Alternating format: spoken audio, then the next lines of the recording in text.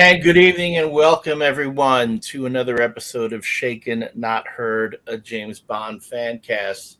I'm your host, Elliott Serrano. That there is my co-host, Dave Pino. How you doing, Dave? I'm all right. How about you? I'm still recovering from Halloween. Okay. Yeah. You know the whole thing, like when you buy a lot of candy, no kids come, and then when you buy just some candy, a lot of kids come. What do you think happened to me? Yeah. Yeah. So good for me. I have no candy in the house. But let's just say it got a little dicey there for a while, especially when we get into the last of the candy. Did you dress up? I did not dress up. I dressed in my Svengoolie shirt. I had my Svengoolie shirt. And I was essentially trying to handle Miss Moneypenny, the show mascot, who at 90 plus pounds, when she really wants to get out and meet the kids, it's kind of hard to keep her from doing that. So that was fun. But anyway, so thank y'all for being here. This is the post-Halloween edition of Shaken Not Hurt. And although, unless if you're listening to the podcast, then it doesn't really matter when this particular episode was recorded. Because it'll take you a while to get to this particular episode. Today we are talking about the second movie in the Pierce Brosnan era, and that would be Tomorrow Never Dies. And we do have a special guest for that today. But before we get into our special guest and our film, of course, the question I need to ask you, Dave, is what you drinking tonight? All right, so I don't know if you can tell, but I'm fighting a little bit of a cold. So I made myself a hot toddy, and I used the Blackwell Jamaican rum that you got me once again a couple weeks ago as the basis. There's hot water. There is some Angostura bitters, some lemon juice, some honey. No tea, because James Bond, at least the James Bond of the novels, famously despises tea. Yep. So I didn't think that would be very authentic if I threw a tea bag in there. But this is supposed to be an old cure for a cold. So anytime the weather changes, and now we're firmly in like fall weather, I go through a period of maybe like 4 or 5 days where I just get a little congested. Nothing to like lay me out, but enough to give me some congestion and a little tickle in my throat. But this is doing the trick, at least for now. That's good. You have a nice little Britain themed. Wait, is that? Oh, that's Freddie Mercury. Yes. Very, very nice. Jack, yeah. Well done. I kind of was in a hurry this evening getting things prepped. So, and I also have had a little bit of a thing because I was standing out in the cold all day yesterday and the day before. So I'm just having some Kentucky whiskey straight, pretty much the way Bond drinks it when he speaks with M. Oh no, he's talking about, they had bourbon in that one. Sorry. GOLDENEYE? You talk about GOLDENEYE? No, in the beginning of the. Oh, wait a minute. I'm sorry. I skipped ahead to. I skipped ahead. Because they have it in World's Not Enough, but also their first scene together in GOLDENEYE, I think she offers him whiskey too. Yeah, she offers him whiskey or bourbon. Bourbon, yeah. Bourbon and whiskey. Because he mentions that there's cognac, and she goes, "No, I've got bourbon." And and they have a drink yet again at the beginning of The World Is Not Enough, which I actually skipped ahead to watch, but we'll not get into that. So I'm just the last of my 4-year-old Kentucky whiskey, which has been serving me quite well. And yet again, we have been looking at, well, if you tuned in last week, you saw that Dave did make the GOLDENEYE drink out of the Shaken book. And I do want to say that we are still giving away copies of Trigger Mortis by Anthony Horowitz. I gave away one copy last week. One copy. But it wasn't because they figured out the right answer to the question. The question being, what episode of this show did Dave get kind of drunk in, and he was drinking a bit more than he normally does, and by the end of the episode, he felt he was a little more happy than normal. So that question's still out there, folks. People Yeah, are and guessing. until someone correctly guesses that, I'm never going to live that down. Apparently, I know. Well, maybe it wasn't. You weren't as drunk as you thought you were because people just don't seem to thought it. I felt it. Maybe I didn't show it. Yeah, maybe. You felt that you didn't show it, and maybe people just think you're always drunk. Yeah, maybe. Yeah, I said that last week. So you can still win a copy of Trigger Mortis by writing to us at shakennotheard@gmail.com. Tell me, what episode was Dave drinking in where he did get pretty drunk by the end? He wasn't drinking. He was drinking on an empty stomach, which is kind of, I think we talk about that the following week. I'm giving folks all sorts of hints here. And again, Dave was double fisting it that night. So that really gives me. Yeah, that one was kind of unique. So shoot me an email at shakennotheard@gmail.com. Tell me what movie were we talking about that episode. First person to guess right gets a copy of Trigger Mortis for their Amazon Kindle or Kindle app. So that's that. All right. So we do have a guest today to talk about the film that we're going to be discussing, Tomorrow Never Dies, starring Pierce Brosnan. Dave, you've been great about finding all these great folks from Bond fandom, folks who do their own podcasts and have had their own shows. In fact, our particular guest who's on today has been on he's part of the Ultimate Bond podcast with one of our other guests, Bob Mish. He's host on his own YouTube channel, Retro Cars Forever. But he's here today to talk about his other geeky obsession, James Bond. He has hosted the Ultimate Bond Cast on his YouTube channel, which ranks all the Bond films amongst the average ranking of 5 superfans, as well as edited several viral James Bond mashups like the James Bond Death Match. That sounds so cool. He's traveled the world to many Bond locations and even once owned a blue BMW Z3 identical to the one that Pierce Brosnan drove in GoldenEye. And we saw it for a bit, and then we didn't see it again. But hey, I even props for that.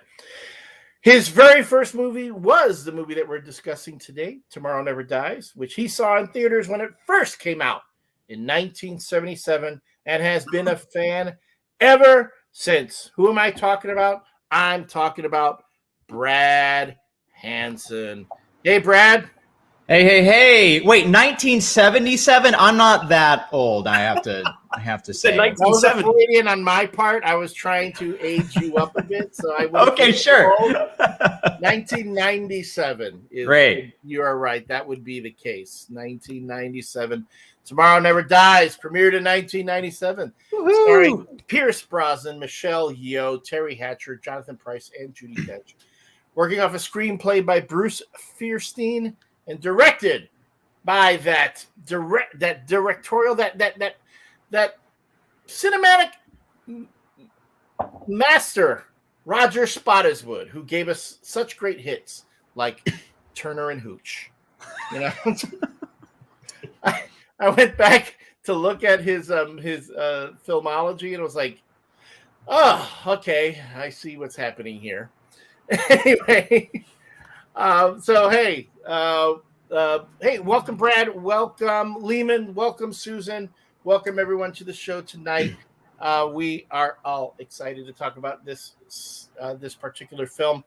To give a little bit of setup, again, Shaken Not Heard is a show where I, kind of a Bond casual fan, have someone like Dave, sorry, I keep doing that, Dave, who is, to me, the Bond uber nerd. He is deeply steeped in the Bond lore.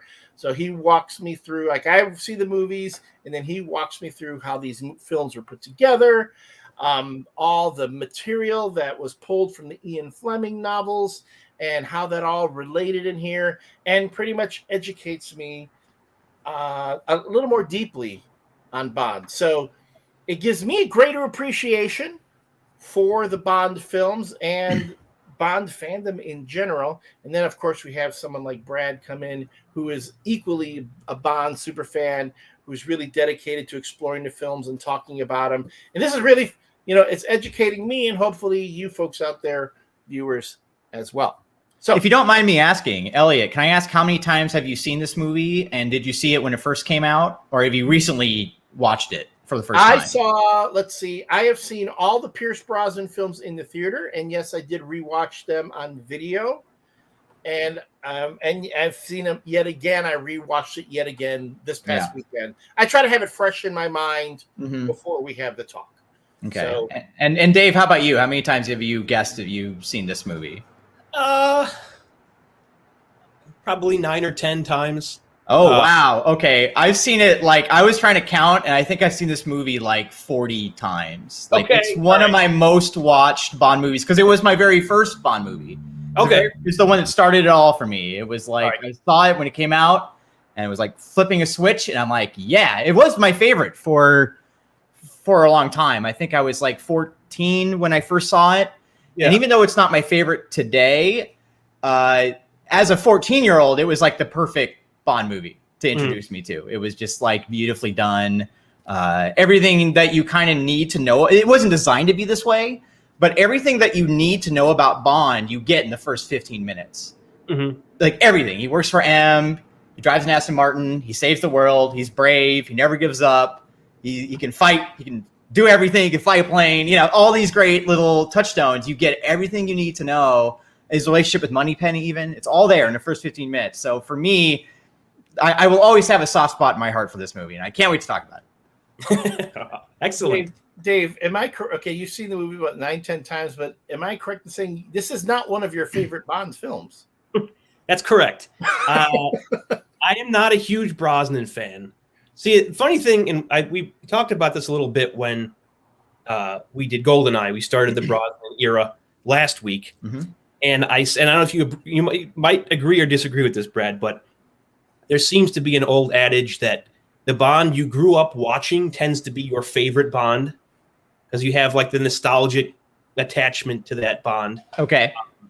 And again, I don't think it's not true 100% of the time because I find myself being an exception to that rule because who is yours?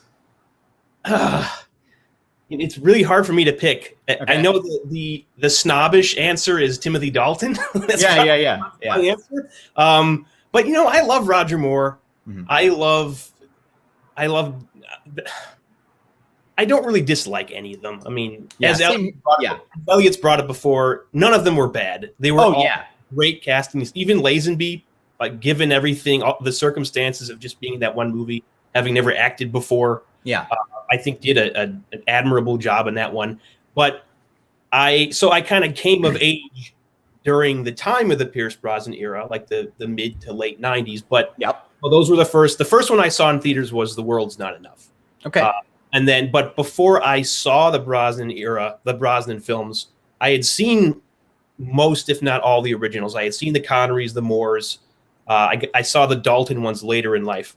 You mean on tape, on VHS? Yes. And then the first one that you saw in theaters was The World's Not Enough. Okay, for me, it was the exact opposite. I had no idea. I mean, I was kind of aware there's these Bond movies.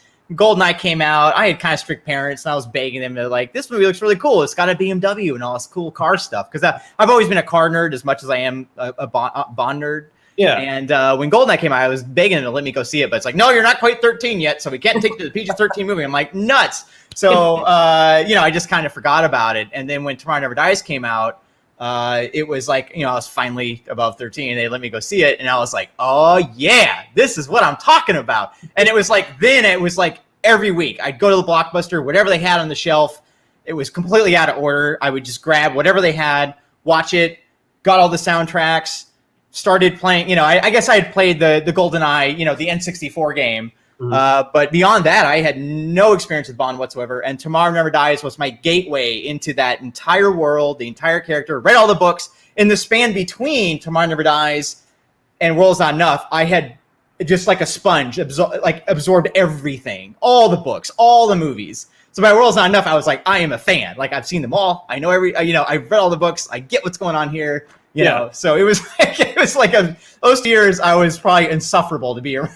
It's all I cared about, and all I was watching, all I was doing was just absorbing the world of James Bond. Yeah. So and again, it's a story I apologize for a repeat listener because I said this before, but I kind of got into Bond at this weird time where, I don't know if you remember, they had reissued almost all the original movies on those big VHS box sets. Oh, I love those box sets. I know exactly what you're talking about. Those were great. And they were way expensive. They were like $35 each or something back in the 90s. They were ridiculous, but they were really nice. They were split into there were like two larger ones and then one smaller one. And they didn't have the Dalton movies. And for some reason, they didn't include the Man with the Golden Gun.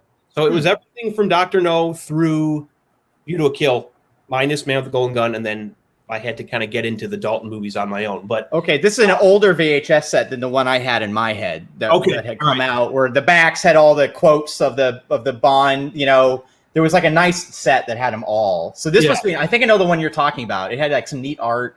Yeah. Okay. Right before GoldenEye came out, because the GoldenEye trailer, which was an awesome trailer, by the way, where Brosnan comes in and he shoots the 007 numbers. So good. Very cool. So it was kind of to promote the theatrical return of James Bond. Okay. And so I saw all those movies before the new one started coming out, you know, at the end of that 6-year hiatus. And I didn't really, all I really remember as being a kid, and my opinions, it's just a testament to how much my tastes have changed. But I remember as a kid, my favorite ones being Diamonds Are Forever, which I now consider one of the worst in the series. And Live and Let Die, which is good, not one of my favorites, but probably like middle of the pack or so. Okay. And there wasn't really, I don't remember having a particular affinity for one Bond actor over another. Like they kind of were all similar. But again, I was really young. I was probably like, 7 or 8 years old, 9 years old. And then I started to see, as they came out from The World's Not Enough on, I saw them in theaters. And then I went back and probably closer to the time that Casino Royale came out, just really went down the rabbit hole and again, read and reread all the books and continuation books by John Gardner and Raymond Benson. Yeah. Really dove into the earlier movies. And then I started to get more of an appreciation for Connery and Lazenby and Dalton, obviously, the war movies, and less of an appreciation for Brosnan. But I think it's more, and it's not, I don't mean this as a slight against Brosnan. I really think it's more the scripts that he was given, less than his performance, because he's great in GoldenEye, which I consider far and away the best Brosnan movie. I would too, spoiler, but yeah, I think GoldenEye is the best. It just had the best script. It just had the best story. There was so much it had going for it. And yeah, I think it is my favorite of his era for sure. Yeah. But Brosnan was my first Bond, and along those lines, I'd say that you had a guest on that said it really well, which is, I think he said like what he thinks is the best and what is his favorite. Yeah. And for me, my favorite is Timothy Dalton. The best Bond is Sean Connery. Yeah. But I love all of them. I think they're all great. The fact that the series has lasted for this amount of time is a testament to all of them being the right guy for the right time. And Brosnan was so the right guy for the right time. I mean, he was born to play the role. He nailed it right off the start. I think he just improved upon what he had already built in GoldenEye with Tomorrow Never Dies. There's more of a commanding presence that he has, I think, in Tomorrow Never Dies. He's kind of bulked up, so he has that kind of more badass look to him, I think, in Tomorrow Never Dies. It's more this hunky guy. I think he just I think he's great. So I guess for me, he's might not be my favorite, but I think he is the, what's the word I'm looking for, like archetypal, when I close my eyes and I just have the image of Bond, because he was my first, he is the guy for me. Like he's the baseline. He's the baseline Bond for me. Like when I think of Bond, he's the first image that comes into my head, and especially from this movie. For whatever reason, I think this movie, he just looks great. He acts exactly how I want Bond to act and do, and schmoozing the ladies and killing people and one-liners and like all that stuff. He's such a great blend of the more dramatic stuff that like maybe Craig and Dalton were doing, especially in the scene in the hotel room. But yet he can still do the one-liners and the quips and the fun and the sexy. And I think he's a fantastic Bond. Yeah. Yeah. And I've come to accept that more, recognize that more. I think I tend to be kind of harsh on him, but really, especially having gone back and rewatched GoldenEye. Yeah. It's another movie I've seen a million times.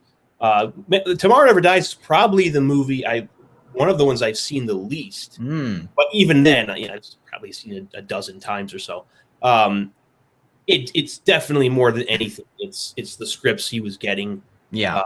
Than his performance, because like you said, like Elliott had said, they've never cast a bad Bond. They've never made a wrong decision. No, we had another guest that said he was like genetically designed to be James Bond. It's like absolutely, yeah, for sure, yeah. And I'm actually glad that he had to wait, another, what was it, decade or so, because he was going to be hired in the 80s, and I've seen the photos of him with Cubby Broccoli and everything, and I'm like, he would have been good.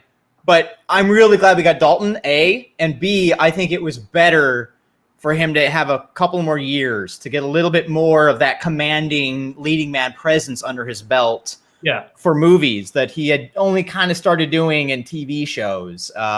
So I think it all worked out the way it should have worked out.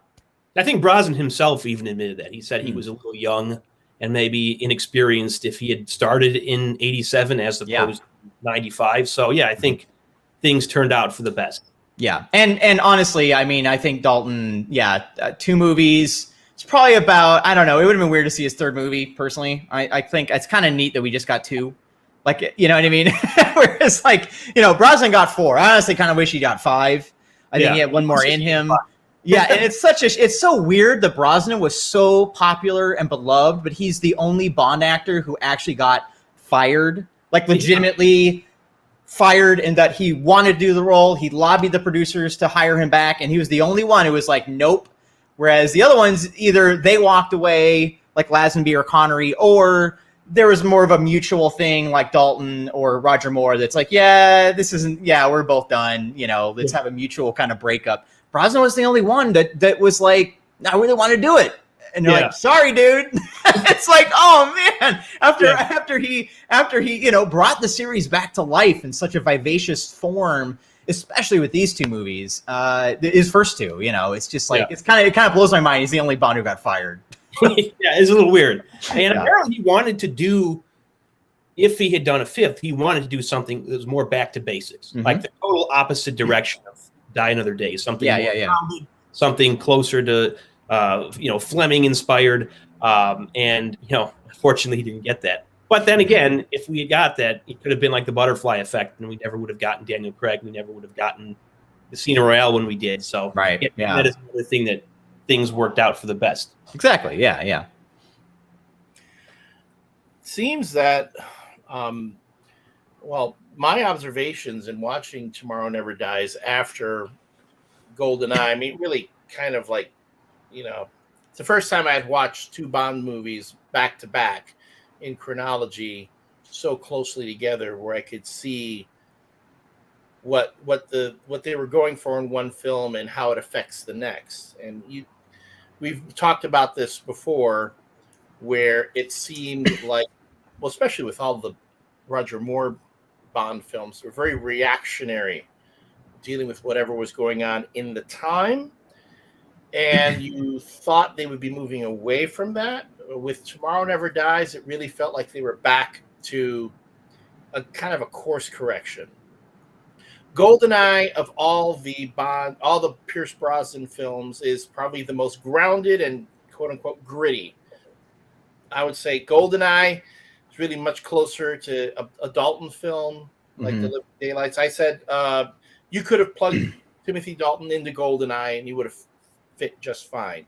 Yeah, I think there is that kind of edge, that sort of intensity edge that Brosnan has in GoldenEye, which I love. I think it's a really neat, aspect of his performance in GoldenEye, but you definitely see him softening in a good way. And I think Tomorrow Never Dies, he has a little bit, that little bit more maturity.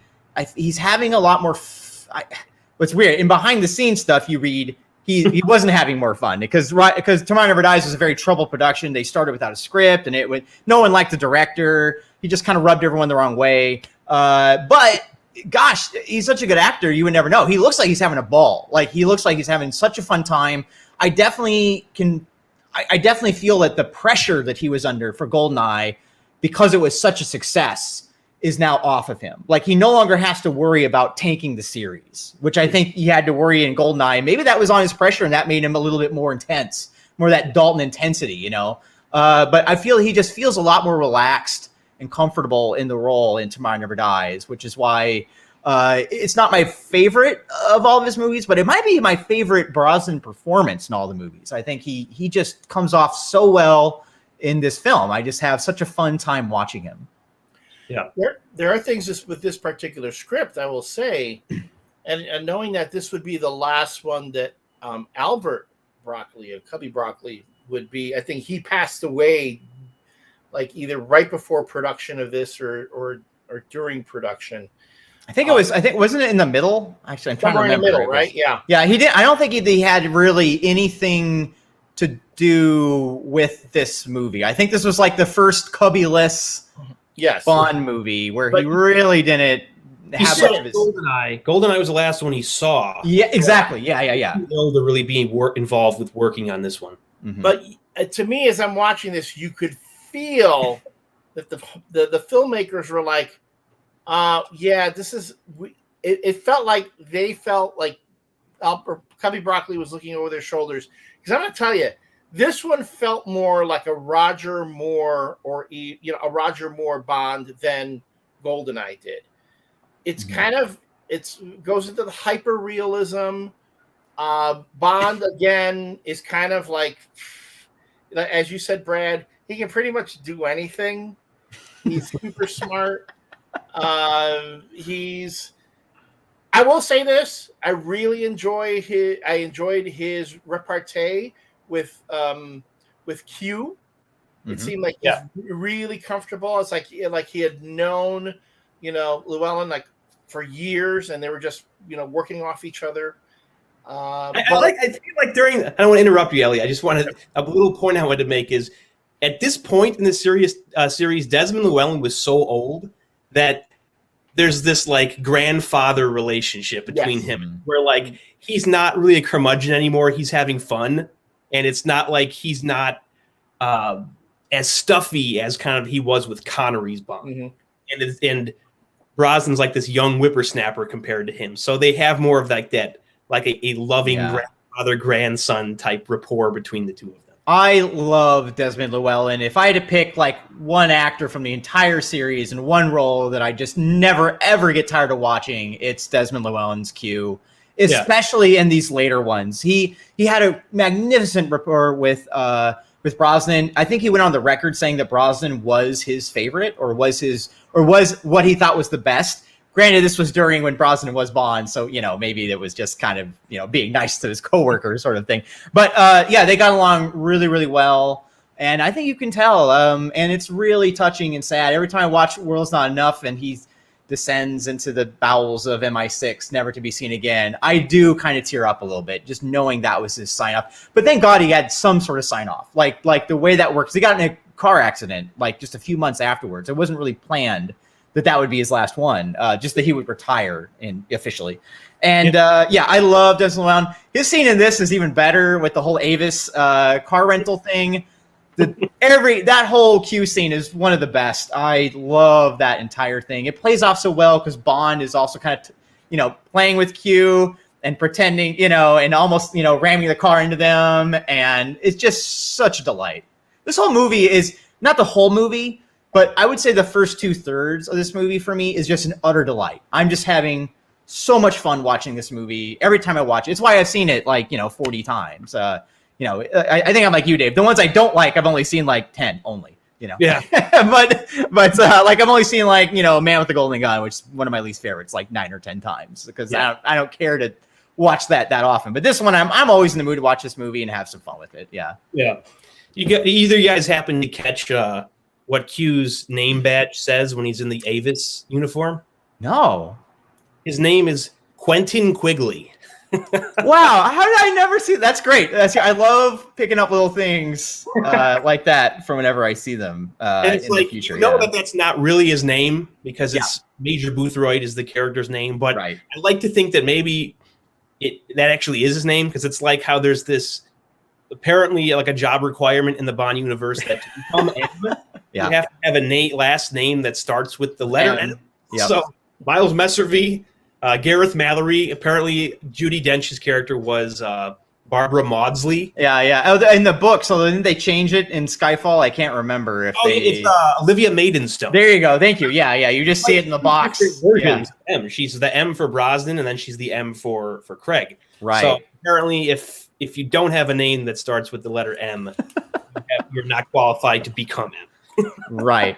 One thing, just wanted to go back to Brosnan really quick. One thing that I was really struck by on my recent rewatch, because I rewatched it right before to kind of, twist my arm and make me watch this movie again, to sort of get a better sense is that with Brosnan, one thing I really love about Brosnan and this movie, they get a little more of that kind of Purvis and Wade soap opera drama stuff, which I'm sometimes a fan of and sometimes not in World's Not Enough. But in this movie, I think he's really great at conveying a very minimalist Bond. Like he can get an entire thought just with a single look, a single glance, a single little, wink of the eyeball. He's just really good at just a really good, lean, mean, fun Bond with a little bit of an edge, just enough. He's not like I love Roger Moore too, but I think he's got a more of a kind of a cuddly uncle a vibe to him. Whereas Brosnan, I can see he's not the cold hard killer that I sort of see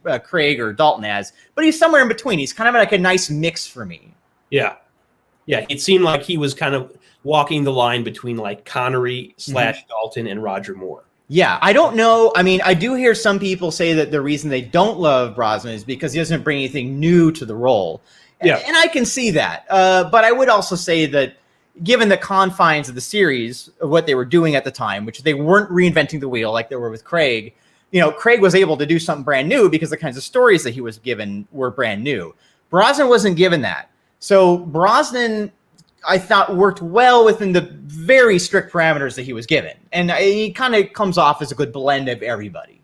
Yeah. No, I completely agree with that. Yeah. And that's been my criticism, that like it doesn't seem like he couldn't decide on whether he wanted to be Roger Moore's Bond or he wanted to be Connery / Dalton's Bond. But, again, a lot of this is chalking it up to the scripts. Right. Not as much his performance, because I don't think there's any doubt that at the very least he was a competent James Bond. But it was how the type of scripts he was given, which weren't always the best. So right. And by the way, just want to mention that most of the time when they do a Bond movie without a completed script, or if they have to rewrite the script, it's a disaster in my opinion. I think Quantum of Solace, well, I guess I'm going to be a guest on that one, so I won't give everything away. Quantum of Solace, it's very obvious that they did not have a finished script. Yeah. The end of Spectre, again, very obvious they were running off of, barely had any sort of script for the ending of that movie. Tomorrow Never Dies, for not having a completed script when they started shooting, I don't know if you would know that. Like, I was surprised when I first heard that they did not have a finished script when they did this movie. I think that, although I think it runs out of gas in the last third, and I don't love the last third of the movie, it doesn't feel like an unfinished script. So even though it was stressful behind the scenes and they were constantly rewriting pages and all that stuff right up to the wire, unlike some of the other ones, it doesn't hurt it as bad. Does that make sense? In my opinion. Yeah. No, I know what you're saying. That is probably my biggest problem with this movie is it starts off really strong. Oh, it starts off so strong. I think the first at least hour or so of the movie is great. I think it's very breezy. It moves by really quick. The first hour just flies by. Oh, yeah. Move from point A to point B to point C. The plot doesn't really drag at all. But then again, when you do get to that the third act, everything aboard the stealth boat. Yeah.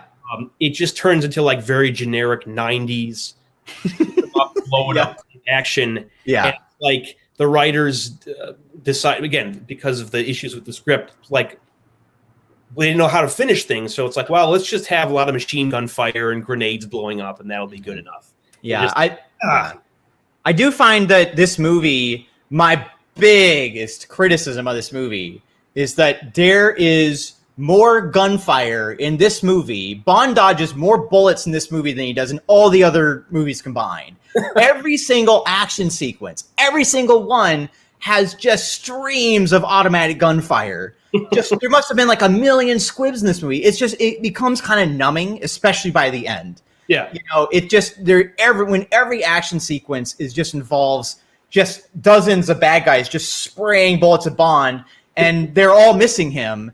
By the time you get to the fifth action sequence where there's a dozen guys spraying automatic machine fire and they're not hitting Bond, it kind of loses its dramatic appeal. Like at that point, you're like, well, Bond is like, he's impervious. He's never going to get shot. He's never going to get hit. And besides that, just the kind of the Michael Bay movie style numbing effect of just, okay, we've, more machine gun fire. It's like, oh my goodness, I almost have a headache, But I agree. Yeah.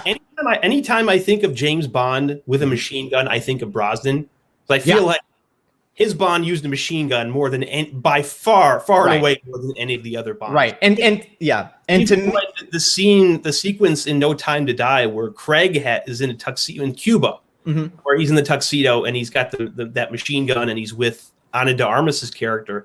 I couldn't help but think of Brosnan because like this feels very Brosnan, not just kind of like the quips in the band, but just the visual of him in a tux, blowing these guys away. It's like this feels like it's from Tomorrow Never Dies or The World's Not Enough. Right. And when I think of, like, in my opinion, the gold standard of how gunplay should be used in the Bond series, I love the scene in Thunderball where he's in Largo's, when he's kind of broken into Largo's estate after, when it's dark. And there's bad guys surrounding him, and he's just got, a little tiny pop gun. And this is a toy, by the way. And he just, he fires a couple shots in one direction, fires a couple shots in the other direction, and then the bad guys are shooting at each other, and he escapes. You know what I mean? That to me is more Fleming's Bond. Using his wits or maybe his gadgets to kind of get out of the way and not just like just like spraying bullets everywhere. Well, that's what I got. It kind of descends into just a very generic Die Hard, movie, which is fine for other franchises, but you expect maybe something a little higher class for a Bond movie, Right, exactly. But I'm with you that the first hour in this movie is almost flawless, maybe even flawless for me. I mean, that pre-title sequence, man, I think it's the best. It's definitely my favorite. I don't know if it's the best, but man, I mean, you can watch that. Actually, to prepare for this, I had a few friends over, two who had never seen the movie, or if they had, it was like when it came out and they had vague memories of it. And then myself, who's seen this movie like 40 times. And then Bob, who's been on your show before. And so we had, the two Bond veterans with the two, relatively new, fresh eyes to the movie. And they couldn't believe how fun like the first 10 minutes of the movie is. They were just like, yeah, especially when he does the ejector seat through the plane. It's just so good. A lot of this movie, Elliott, I know you're a big Indiana Jones fan. Watching this again, that was what came to my mind. Is like, this is like a really great indie style movie. Not independent movie style, Indiana Jones style, in that they're constantly throwing Bond into these snake pit situations where it's like, in the pre-title is just like one of the best versions of that. Because like any other movie, like they could have just had, for example, Bond just fly out of that explosion with the bombs in tow, and that could have ended it.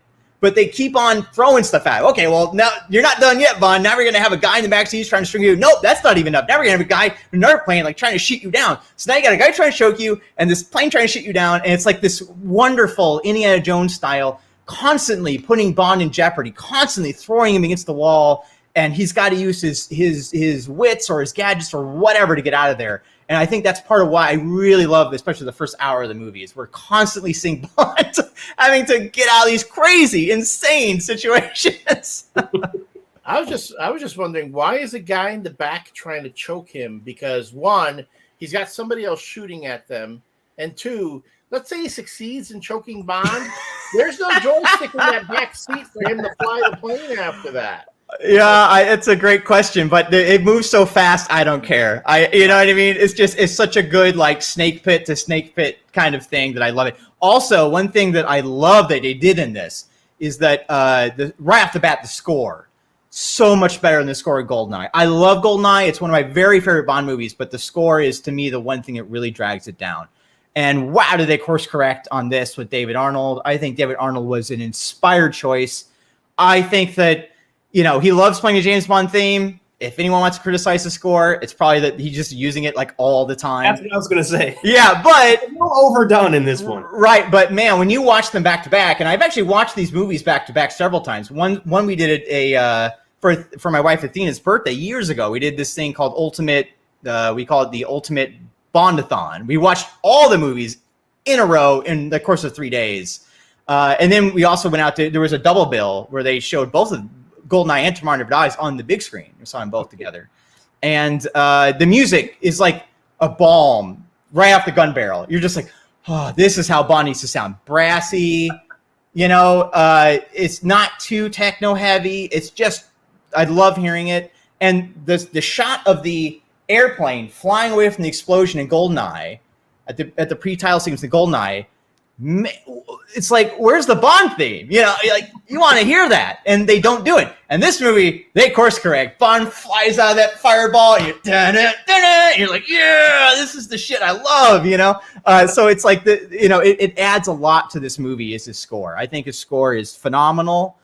He had no time to make the score too, which also makes it amazing. Like he had to write it so fast. That's why, by the way, if you had the CD like I did from '97, the last third of the score isn't even on there. He didn't have it done in time for the album release. Yeah. That's why later, a few years later, they had an expanded score. I think in like '99 they had one.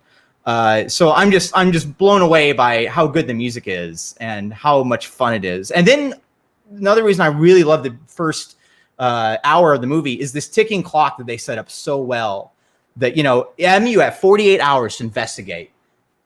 Bam, off we go. The music starts. Now we're in a car, which I think is also really fun, that they have the M briefing scene in a car. And it's this weird thing of movie making that makes no sense. But I found out when I made my own movie. I made my own movie like 10 years ago. It's called Drivers in Mutiny. It's on my YouTube. I was at the premiere. Oh my gosh. Oh, that's where we met. Okay. I was really trying to place it. That was awesome. That's right. You and I think that was the first time I met Athena was there. Yeah. Raymond Benson was there. Raymond was there. Yeah. Bond novels. He lives in Buffalo Grove. So he does. Yeah. Movie, by the way. Thank you so much. Yeah. So that movie is called Drivers in Mutiny. You can watch it on my YouTube channel if you want. Retro Cars Forever. But one of the things I found with test screenings of that movie is that if you put a scene, you can have the same exact scene. Same exact scene, same exact dialogue.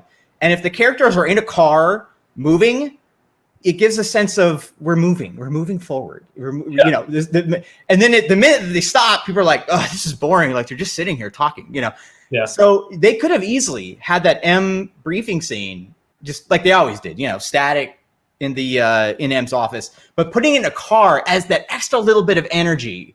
Yeah, it just fires off this movie. And I think the first hour of this movie is pretty much flawless in that it sets that up. You clearly understand the stakes. You understand immediately what's going to happen. And the only guy who can fix it is Bond. It's like, yeah. I have a funny story about that scene. I remember when I was a kid and I saw it for the first time. You mean the scene where he's in the briefing scene in the car? In the car, yeah. Okay, yeah. I didn't make the connection as a kid that they drive on the opposite side of the road. So I thought Moneypenny was driving, like looking back and like handing stuff to Bond. Like, holy shit, this is so dangerous. Oh, that's hilarious. Like speaking to him for like 20 seconds at a time without turning back to the road. Wow. And then I realized later, oh yeah, she's not the one driving. Right. That's really funny. Yeah. The other little thing I like just like mention quickly also in the beginning is the stealth boat. Stealth boat. I don't love the end action sequence, which I'm sure we'll get to, but I think that the idea of the stealth boat is exactly what you want in a Bond movie. It's a little bit sci-fi, but based in reality, because there were stealth boats at the time, and they actually kind of looked like that. Like it wasn't so far-fetched. It was like, I like Bond movies and Bond gadgets and Bond vehicles and all that stuff to be like, just 5 minutes into the future. Yep. It's a little bit like the Aston Martin that was invisible in Die Another Day is like pushing it too far. That gets into push it too far, it looks like a cartoon. Don't do enough, and it's just kind of boring and pedestrian. And Tomorrow Never Dies, and that stealth look is just that perfect sweet spot for me. Where I'm like, yeah, that's a good Bond movie, bad guy lair thing. It looks evil, it looks badass, and it's based in reality. Yeah, absolutely. Mm-hmm. Let's talk a little bit about the Bond villain, where Jonathan Pryce plays media mogul Elliott Carver, out there making Elliott's look bad, but at the very least, he was married to Terry Hatcher, which makes Elliott's look good. He had a great alternate name in the original draft of the script. His name was Elliott Harmsway. That would have worked. I would have liked that. That would have. What was the Humphrey Fleming? Yeah, was that a reference? That was like a book reference of some sort, but I'm not remembering. I think it may have been, but something very obscure. It wasn't. Yeah. It wasn't a character's name in any of the books. It was like a bad guy's house or something. Yeah, it rings a bell. Yeah, exactly. So he's kind of like a mishmash between Steve Jobs and, let's say, Jeff Bezos now. He has so much money, it's ridiculous. But it's funny that the movie can't decide whether this guy is, again, Jeff Bezos or Steve Jobs starting out in his garage, because when he's doing his whole bit presenting about the new channel that he's starting, a CNN type thing that's going to be 24 hours a day, and it's going to be projecting all the news around the world, and he's actually going to be influencing that news. You're like, well, okay, all it took was James Bond to switch off the lights on the dude, and it derails the whole thing, which seemed kind of goofy. And this was for me like what I felt was like kind of a reaction to GoldenEye, where in GoldenEye our villain wasn't Bond enough.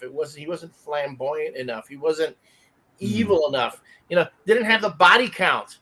That other Bond villains have had. So you have that entire scene with the British soldiers or the British seamen in the water, getting shot on video of all things. The villain is actually recording it and is going to broadcast it later, where no one's going to ask, where did you get this video? The cameraman just sat by and let this happen. So it really felt, again, like they were going, okay, the last film, grounded and gritty, but we really got to make this one more like the Bond we know. And I kept finding more and more of that. Well, part of that was the budget. When I did research for this, I was surprised to find that the budget of this movie is double what GoldenEye was. GoldenEye was a relatively small budget movie. They made that movie for around $55 million. This movie was $110 million. So part of it was, I think they just had the flexibility and the budget to make a bigger, more, expansive. Let's make the action bigger. Let's make the set pieces bigger. Let's make the sets themselves bigger. They could just afford to. It was, and that's just part of what makes this movie feel to me when I watch them back to back. Beyond the music, it's this sense of like, okay, this is a big budget movie, because GoldenEye was sort of an experiment. They were not sure if that was going to work. You know what I mean? So no one wanted to put in that, with License to Kill underperforming a few years earlier. They didn't want to put that much more into this. They weren't sure if it was going to work. But when GoldenEye was such a raging success, then they're like, okay, this is a sure thing now. We're going to double down. Here's double the budget, double the explosions, quadruple the squib, the machine gun fire. Everything is just so much bigger, so much grander, so much more. They from an action movie standpoint, and maybe they did too much. Which is a fair criticism of the movie. But you can tell right away, like they had way more of a budget to play with. Like right off the bat, I mean, the whole pre-title sequence must have cost like $20 million alone. I mean, it's they blow so much stuff up just in that. So that was, I think that's part of why they decided they went with the movie being bigger and grander and a little bit more of the top. They had the budget to do so. Yeah. Well, you also have this is going on as you guys have already said, it's in the 90s, and it's reacting to a lot of other action films. A lot of splody, a lot of bang, bang, shoot 'em up. And you also add Michelle Yeoh, who many folks will already know from the martial arts scene. She's already done a couple films with Jackie Chan. This is right before Crouching Tiger. This is before Crouching Tiger, Hidden Dragon. So the States were just still learning about her. But you can't bring Michelle Yeoh into a film without letting her be her. So you have that big martial arts sequence of her fighting off General Chang's guys in her shop, which is a lot of fun. And I remember when I first saw the film, like, oh, okay, she's doing the Super Cop thing. Because also in Super Cop, there was the motorcycle sequence that she did with Jackie Chan in Super Cop. So they have to do something similar to that in this film with Pierce Brosnan. To a point where 007 almost becomes a guest in his own film. I don't think it goes that far. I do think that Michelle Yeoh is given great stuff to do. I don't love at the end that, like everyone else, now she's dual wielding these machine guns. I'm like, but I love all of that. I think otherwise the movie really does play to her strengths. I think she's got great energy. There's so many times in the series where they're like, we're gonna make Bond's equal. We got this.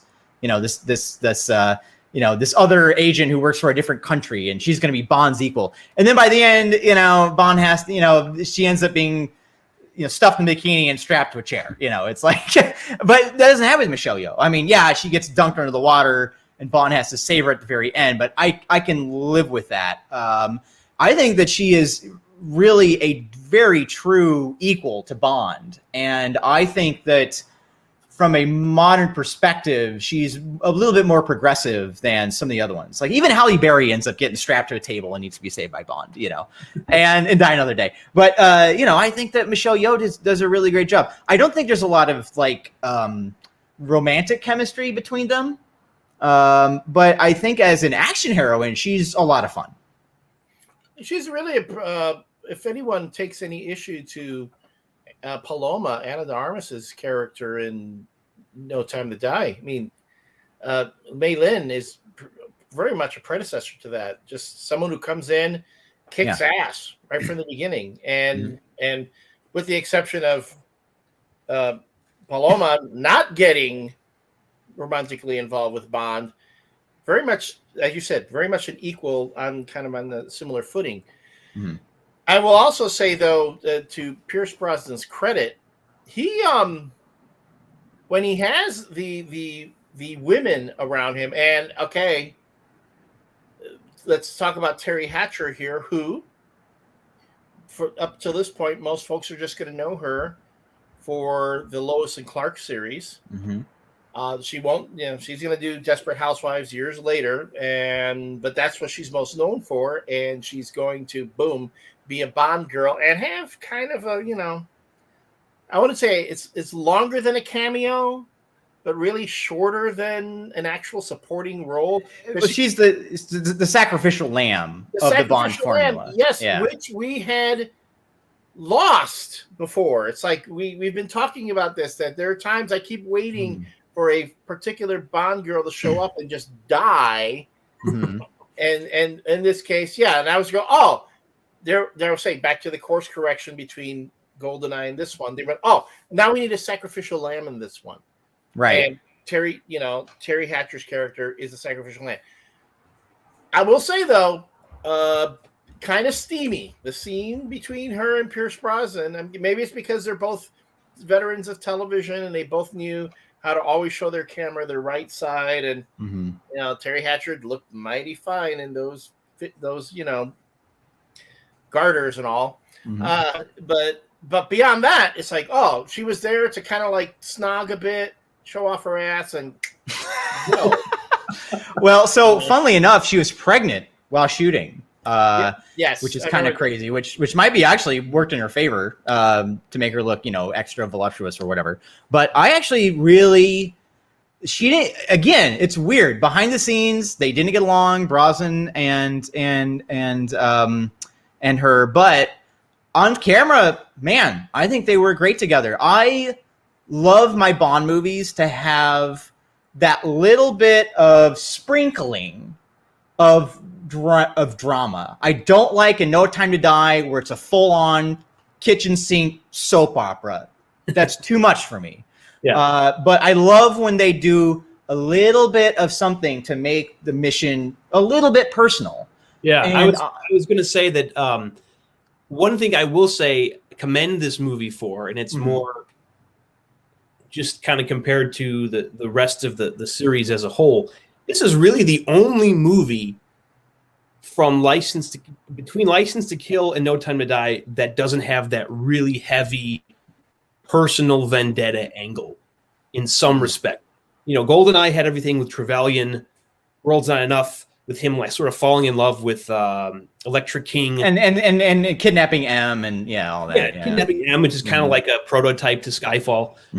Die Another Day he's trying to get his everything with Miranda Frost and how felt he was betrayed and everything. And then basically, I mean, the whole Daniel Craig movie is every single movie is like a person. This is the only one during that period of like 25 or so years where you don't have like I said, it's a sprinkling. The only thing you really have is that he has this past relationship with Paris Carver where there is something between them. It's not just like he has, wham bam, thank you ma'am sort of thing. Like there's actually a history between them. And I was watching it with my wife and she brought up the point that it would have been cool if Terry Hatcher was playing a previous Bond girl, like someone we had seen in a previous movie. So it wasn't just, so when she's killed, it's not just impactful. It just doesn't just affect Bond, but it would be more meaningful to the audience because it was a character that we had seen before. And I had the idea, how cool would it have been if it was Sylvia Trench? Obviously, it messes up the whole, people don't age and that sort of thing. But I mean, she was, prior to that point, she was the only recurring Bond villain who'd been in more than one. And you can kind of see a resemblance, like Terry Hatcher playing like a contemporary Eunice Gayson from the movies. I like that. I like that. You can see her like somehow being attracted to Elliott Carver's money and winding up with him, and it being like a loveless marriage sort of thing. But I think that would have been a cool idea. Yeah, that would have been kind of neat. I mean, half the audience would have been like, "Who?" But the Bond nerds would have been like a bone thrown to like. Yeah, exactly. But it would have been cool.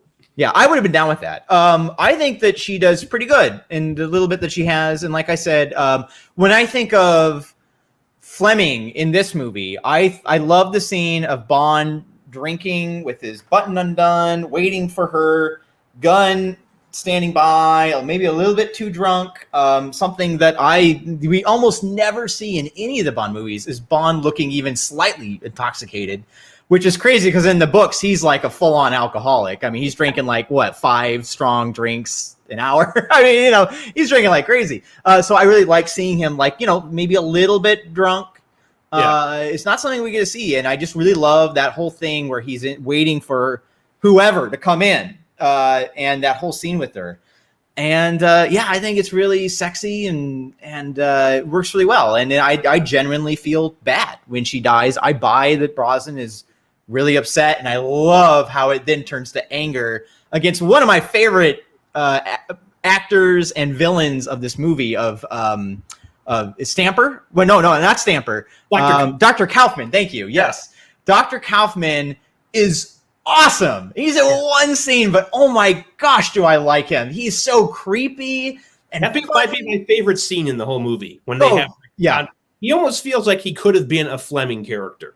Really exaggerated like German accent, but he's just like this cold, ruthless killer. Like he feels Fleming, even though he's not. I love him, and I feel he's so underutilized. And I almost wish they would have swapped Stamper, who's the blonde kind of henchman who does nothing for me, with Kaufman, who is only in that one scene, and he's so good and so interesting. And Stamper's just like yet another blonde, muscly henchman. There was this thing that was in the original screenplay that I think they cut out, but it's in the novelization that Raymond Benson wrote. That he can't feel pain, that he's impervious to pain. Yeah. And you can see a little bit of it at the end when Bond stabs him, and he almost feels like he's feeling like joy. Yeah. It was not clarified in the movie. Right. I mean, I think it's used to good effect in World's Not Enough. So I'm sort of glad that they were able to save it for a much more interesting villain. Yeah. But he does nothing for me. He's kind of like, another nameless blonde henchman, like the guy in Living Daylights, like the guy in For Eyes Only. It's just like, yeah, he's just there. He's the muscle. Don't care. But Kaufman, yeah, man, I love Kaufman. He's awesome. And that final exchange, I'm just a professional doing my job. Yeah. So am I. Man, that's like, I love when like the softer, like Roger Moore, Pierce Brosnan, have those moments of just like total like ruthlessness. Yeah. It almost catches you off guard because you're used to them being more like the suave charmer, like womanizers. But yeah, it's said before, like I think probably every Roger Moore movie, he has like one moment in each movie where he demonstrates at the end of the day, he's just a cold, hard killer. Right. And movie, that's like his version of that, Brosnan's version of that in this movie. I just love it so much. Yeah. One little note I had was that when my buddies and I were watching Tomorrow Never Dies, was that you're right, Elliott, about the kind of the Steve Jobs kind of parallels. However, I mean, Steve Jobs, as we know it now, happened after that. So like the Steve Jobs that we know that would, be on, in front of everybody and wear all black and have the glasses, all that stuff happened. That was a Jobs that happened after this movie. But it's kind of bizarre how close it is. I mean, really, Elliott is more of a kind of Rupert Murdoch kind of, media baron kind of mogul. But the fun thing about the Steve Jobs thing is that he even has his own Wozniak in Ricky Jay's character. I mean, it's like, it is crazy, all these Steve Jobs parallels that are almost complete accidents. It almost makes me wonder if did Steve Jobs watch this movie and then be like, oh, that's a good look. I'm gonna try I want to be the villain in this movie. Yeah. He does, and it's like he's almost starting up his own Fox News, which Rupert Murdoch will eventually do. Speaking of Dr. Kaufman, that would be Vincent Schiavelli, who I remember when I saw him the first time, like, oh, wow, they are bringing out all the TV actors for this one. I remember him being the organ grinder in Batman Returns. He's the organ grinder in Batman Returns. He's also the angry ghost on the subway that Patrick Swayze meets in Ghost. Okay. He was also in One Flew Over the Cuckoo's Nest. One Flew Over the Cuckoo's Nest, yep.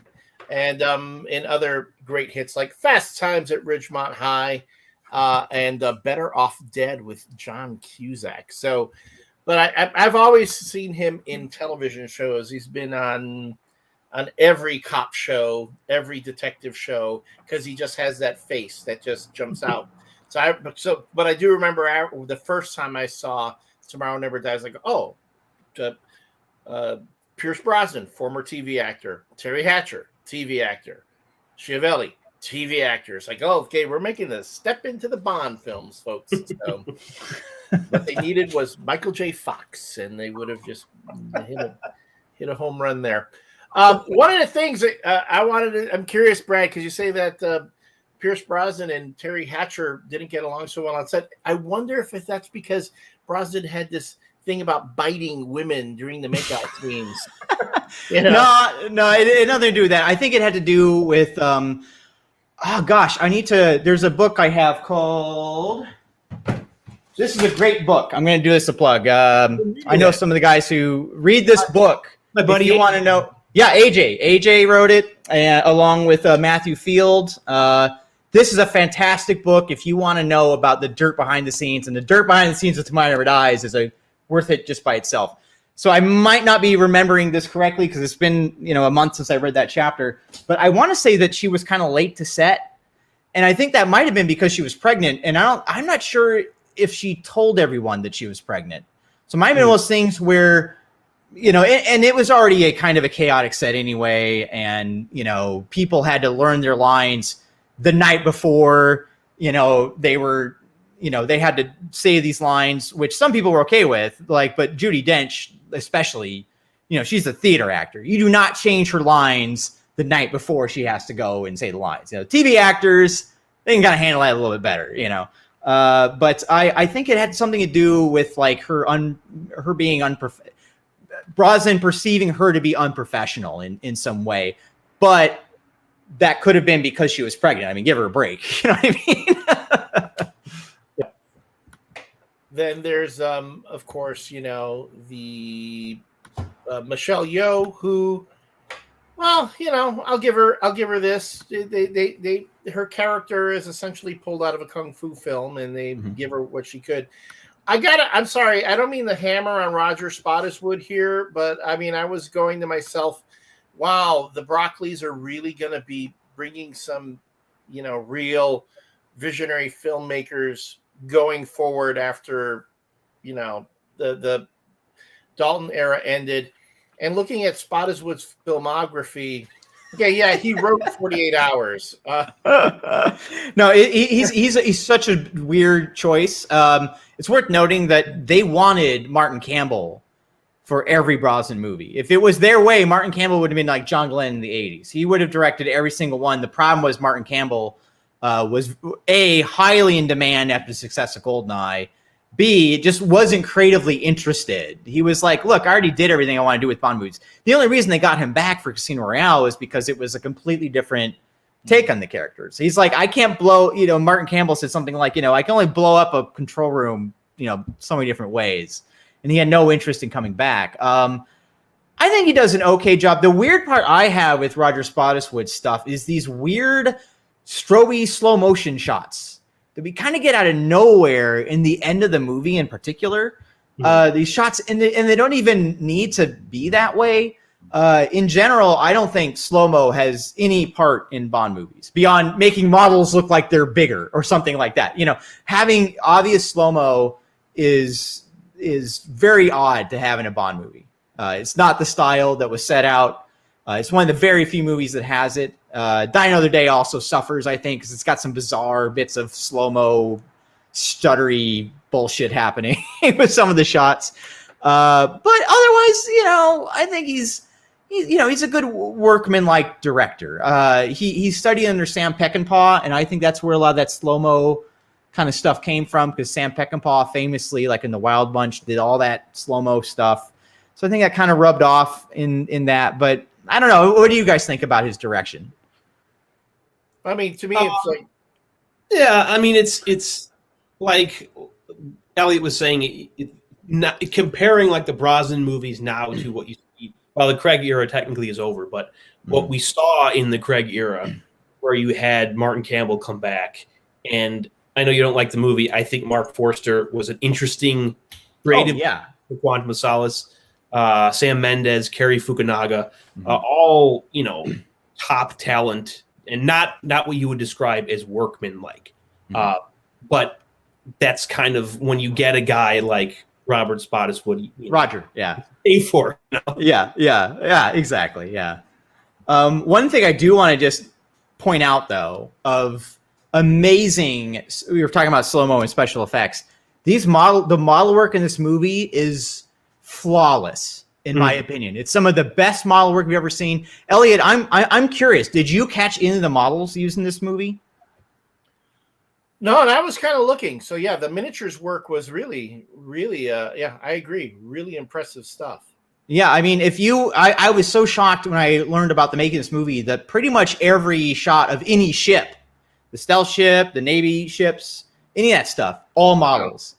So flawlessly done. John Richardson, hats off to you. I mean, Derek Meddings, who did all the... John Richardson did some model work basically whenever Meddings wasn't around in the previous movies. So, he was a Bond veteran. But, wow, I mean, they really stepped it up in this movie. It's shockingly good special effects in this film. So I think he did a great job following Derek Meddings' work in GoldenEye. Speaking of ships, did you guys catch the brief cameo by a young Gerard Butler? Oh, yeah, he's one of the, just random guys in the Devonshire, right? He's like the drill is going up and it's starting to flood. Yeah, he turns to the captain, and he's got one line. Yeah, but that's right. He's so young. Is this the late 90s? Right. That's a good. Yeah. That's really a good call. Yeah, seeing him there. I was up for that role. I lost that role to Gerard. There are too many Elliots. They just had to. My life would have been so different had I gotten You could have had Gerard. Yeah. The next Gerard Butler. Yeah.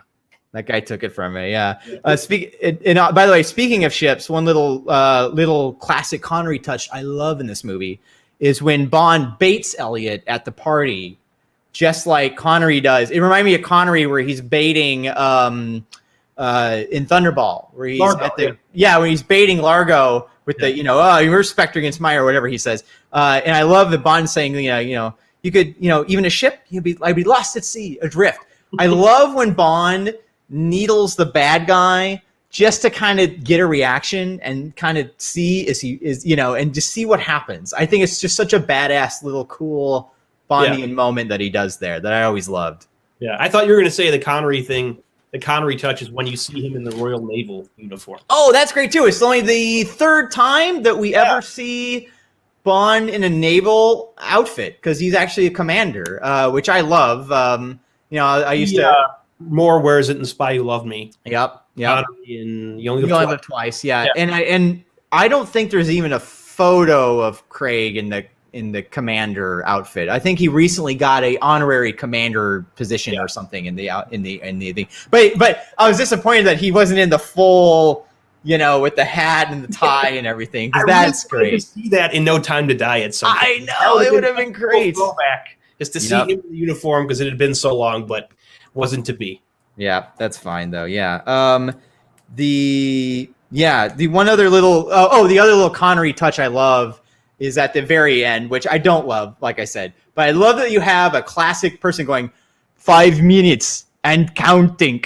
The 3 minutes and counting, or there's a narration telling you how long the base has until something happens. I love that little bit too, as like a little Connery touch. I can totally see Connery or Roger Moore in this one. I mean, there's a lot of you could see this movie borrows a lot from You Only Live Twice.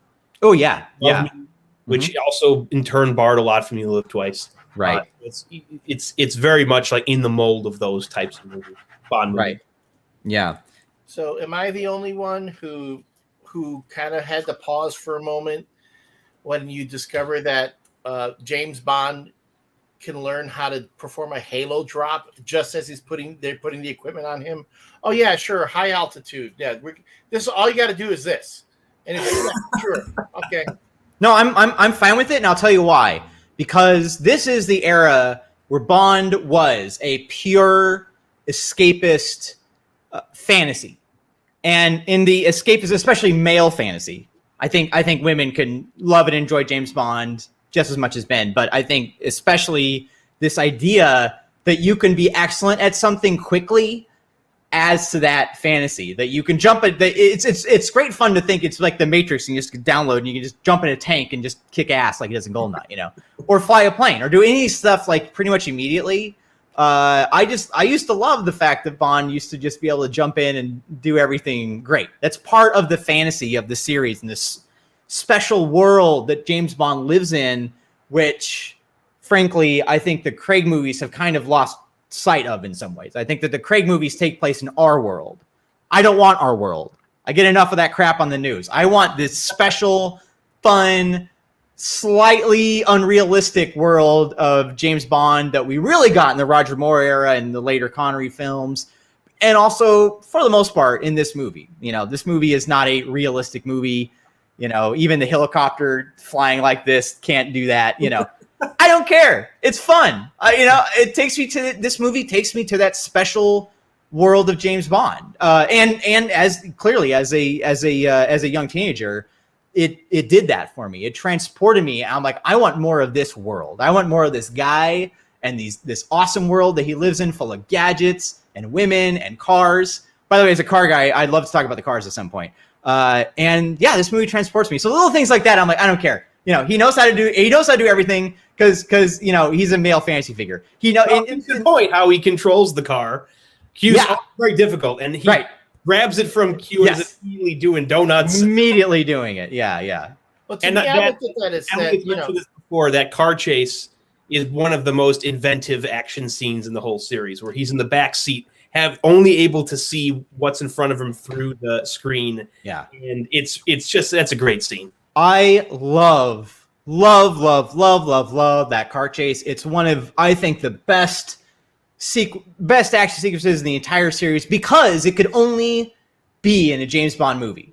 You couldn't have a sequence like that. The fact that it uses the gadget in a way. My little 2 cents on gadgets in Bond movies, by the way, is I don't like them when they're in, like, let's say Live and Let Die in The Watch, where he's all tied up, and how's he going to get out? Oh, he presses a button and this gadget disappears and he just gets out. I like it when there's a gadget that helps him, but he still has to, do something with the gadget, like the briefcase in For Much With Love. And he's got to have the skill of, controlling this crazy car in there. And the hats off to, oh my gosh, I forgot the name of the second unit director of the Brosnan movies. I even met him. Help me out, guys. Vic Armstrong. Vic, man, awesome job. This is like the opposite of Kwame Solace. You see, it is so clear what's happening every beat, every moment. Think about that as a filmmaker, especially. I look at this sequence and I'm just amazed at how well it flows together. Think of the continuity problems you'd have with all these gadgets coming out and coming back together and how difficult that would be. The fact that almost all of it is practical effects done for real. And then just a geography. It's always clear who's chasing who, where they are in relation to everybody. And it's in a parking garage where every angle is going to look the same as every other angle. So you have no help with the background at all to orient you. But it's just done so well. I think it was because it was storyboarded. They followed the storyboards. Vic Armstrong, such a pro. It's so inventive. It's so fun. The music by David Arnold in this scene is just so great. And I love that sequence. And like the very, very best action sequences of the Bond series, it ends on a laugh. You know what I mean? Like the Ferrari's Only car chase where it ends and they land in the tree. It's like I love when they end on a little bit of a laugh of him. of the car flying into the Avis. And him just going. I like that Bond himself looks like he's clearly having fun throughout that. Which you don't see in the Craig movies ever. Right, and that's part of why I have such joy watching most of this movie is that Bond looks like a guy who does enjoy his job, and I really hope they get back to that. I am kind of over this kind of and don't get me wrong, there's lots. I love some Craig movies, but let's get back to the Bond works for M, and he has a mission, and he loves doing it. Let's go back to that, guys. I think we've done the rogue thing enough, Yeah. I think eventually the pendulum swings back in the other direction. So that's probably closer to what we'll get in the next, whatever the next iteration is. Yeah. And by the way, speaking of action sequences, I do think that whole thing with the with the motorcycle chase is really fun. I actually turn off the movie after the motorcycle chase, honestly. Usually. Well, on a high note. Yeah, because I think, again, that's a very fun, inventive, difficult to shoot way to do an action sequence of them handcuffed together that I don't think I've really seen too often before. And so that one's really fun too. Again, by that point, I'm starting to get numb of the thousands of bullet hits that are somehow evading him and stuff. But I do think that's a really fun sequence as well. Yeah, absolutely. Shout out to Vic Armstrong, who not only is one of the foremost second unit directors in Hollywood, but was also Harrison Ford's stunt double in Raiders of the Lost Ark and was the guy who got dragged under the truck. And the other movies too, not just that one. That leap he does in Last Crusade from the horse to the tank is like, wow, that's incredibly good. Yeah, no, Vic is a great guy. We had a chance to meet him at a book signing. He had a book that came out. Great book. Such a wonderful guy. He signed our You Only Live Twice album that we brought because that was his very first Bond movie. He's just one of the ninjas in the background of that movie. That's how long he had worked in the series. And I love that the Bond series has this family of people that they bring back often behind the scenes. And this movie is very similar to that. Just about everyone behind the scenes had done ones before, and I think that really adds, and it helps put all the money on the screen. A $110 million movie, that's an expensive movie for the time, but it looks like a $200 million movie. If you really look at everything they're doing in this movie, it's like, oh my goodness, it's an expensive, big movie. Yeah. Thanks everyone for chiming in. Thanks Athena. Thanks Stacy. Stacy, hi Brad from Dad and I. Hold on, I'll give it right there. They're saying hello. Okay. oh, that's my stepmom. Yes. Thanks Talk for about watching. families. Talk about having the family. Yeah, they took me to the very first screening. It was in the middle of nowhere in Iowa. It wasn't my hometown. It was weird. It was this ancient theater, and it was the middle of November. It was freezing cold, and the heater. I remember very vividly. The heater of this theater wasn't working when we went in to watch this movie, but it didn't matter because I was such a fun time, and watching Terry Hatcher kind of steamed me up anyway. So it really. I think that this movie worked better for me when I was 13 or 14, right? Because when I'm 13 or 14, I don't need any complexity. I'm not thinking about all the things that don't make sense. And at that age, the more action you put in a movie, the more I'm going to love it. Like just more and more and more. Give me all the cars, all the sex, all the violence. That's all I want to see, So, we recently ranked the whole series, and this was, I want to say I put it at like 11th or 10th of the whole series for me. At the time, though, it was my number one. Like even after I watched all of them for my very first pass through the movies, this was like my gold standard. Like, I was like, these older movies are kind of boring. Where's all the action? There's not enough stuff blowing up. Yeah. Well, that brings me to think. I mean, we've talked about this before, Brad. The Bond series does skew towards an older market. I mean, let's be honest, especially with the Daniel Craig films, really gritty, very mature, not the kind of stuff, as you would say, teenage boys are going to get into. Do you think that the Daniel Craig era kind of, let's say, maybe cost the next generation, developing that next generation of Bond fan, that you're not going to see as many, young boys getting into Bond as they did before?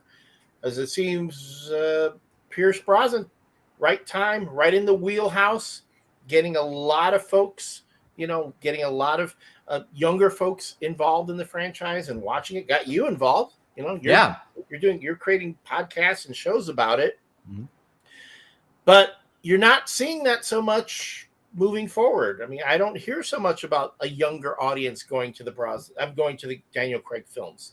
It's us, right? Yeah, it is in my opinion, it wasn't just the movies. You have to keep in mind, in the 90s especially, Bond really did appeal to those who were younger through the James Bond Jr. cartoon, and especially through the video games. GoldenEye was the best marketing tool for James Bond that they pretty much ever had. That was the third best-selling N64 title of all time. That was a huge game. Everyone had that game. Every party it was playing. I'm curious to hear if you guys, if GoldenEye on N64 was such a huge thing for you guys. But I mean, that was really my introduction to the idea of James Bond. In fact, funny little story. I hadn't seen any Bond movies, right? But the game, it came out that summer before Tomorrow Never Dies had come out, right? And there's the scene in the GoldenEye video game where you're in the train. You got to shoot your way through the train. At the end of the scene, there's a bomb that Trevelyan has planted, and you got to get out. You have to get out of the train, right? And I had never seen GoldenEye. So I'm playing this game, and I kept on dying and getting blown up because I couldn't figure out how to get out of the damn train, right? I was looking around for the window, was trying to find a door, couldn't see anything. And then finally I talked to a friend who had seen GoldenEye. He's like, oh, if it's like the movie, he uses his watch and he lasers out the floor. And I'm like, oh, and sure enough, in the end level, in the end part of that train level, you look down and there's a perfect little hatch, and that's what you do and you get out. But not having seen it, I had no idea, and I was so frustrated at the game for not knowing how to get out of that stupid train. But anyways, I think that there were comics, toys, video games, cartoon shows. There were all these things that were feeding into James Bond, and we don't have any of that nowadays. If you look at the stuff you can buy for Bond, it is stuff for rich old men. I'm sorry, but that is the stuff you get. You have to be rich to afford any of this James Bond merchandise. It is insane how expensive. Like, what is it? Like those stupid swim trunks they had a few months ago. They're like $600 each. Like, give me a break. Like, we don't have James Bond toys. There aren't any James Bond video games. I'm excited that they're finally bringing back a new Bond game. Let's hope it's good. It's been forever since we had a good Bond game. Yeah. We've had Bond games during the Craig era, but they've all kind of not been great. I've played all of them. They're not GoldenEye level of, of success and ingenuity. So I think it's not just the movie. I wouldn't even say it's the movie's fault. I think the movies are doing about as good as they can to try to attract everybody and try to be modern. I think it's the behind the scenes stuff that feeds into that they haven't had. Would you guys agree? I mean, I don't know. What have you guys seen? No, I agree. I think put James Bond in Fortnite. yeah, whatever. I mean, I'm glad they have Funko toys at least. Yeah, that's something. Yeah. But they just fail to, especially in the 80s, there were so many Bond toys you could buy in the 70s and the 60s. There's so many crazy kind of morbid toys for kids of like guns and, knives and stuff like that. And I think that's a big part of it is that they are kind of in trouble right now. I think that the average Bond fan tends to be an older white male. And I do think they need to kind of, to stay relevant, focus on, what are the things that aren't just the movies, those kind of marketing tie-ins. Or what I'd like to see them do, don't make these $300 million epic movies that have to appeal to everybody. Just go for these kind of workman-like every, 2 years is crazy. The 2-year schedule that they're on, that they were on in this era was killing everybody as far as they literally had to start writing the next movie before the other movie there was no breaks, 2 years is too much, but 3 years would be great, Not every single movie has to be King Lear. Not every single movie you have to get some art house director to come in and teach them how to do all this crap. Just get in my head, Martin Campbell is the gold standard for Bond directors. He's my favorite by far. Not only do I love his 2 movies, but his direction is not too flashy. It does the job. It tells you what's happening. It tells the story and it puts every cent on the screen. It's not trying too hard. It doesn't call attention to itself. And I think that what they should they have 2 ways to do it. One, somehow figure out a way to get more young people interested in these movies, or just say, screw it. We know our audience. We know what they like. These don't have to be these $300 million epics. They can be, like the 80s, mid-budget movies, crank them out every 3 years. Not everyone's going to be amazing. It's okay. Give them the formula. That's what everyone wants. Just do that. I think that's kind of their decision they have to make going forward. Yeah. That's going to be the challenge. You're right. Going forward. And with No Time to Die costing as much as it did. And I mean, it will make the money back, but. Oh yeah. But yes, going forward, when they recast the series, when they're going to have to come up with a new formula as well. I do believe, Dave, you had a great analogy for this. You said last week about what happens with the Bonds as we go. We go from, was it dark chocolate to... Oh, that was the Edgar Wright quote. The Edgar Wright quote? Are you familiar with that, Brad, what he said? No. Yes. I love Edgar Wright. I love Edgar Wright. So, yeah, please tell me. What did he say? He has a pitch for Bond 26, although obviously he's keeping it to himself. Okay. In case they do approach him. He doesn't want to give them an idea. But his theory was that, and you have to kind of exclude Lazenby because he wasn't really his own era. He did one movie, and it was sort of in the middle of the Connery era. But he said there's a chocolate theory of James Bond where you go from dark chocolate to milk chocolate. So Connery was dark chocolate, Moore was milk chocolate, Dalton was dark chocolate, Brosnan was milk chocolate, Craig was dark.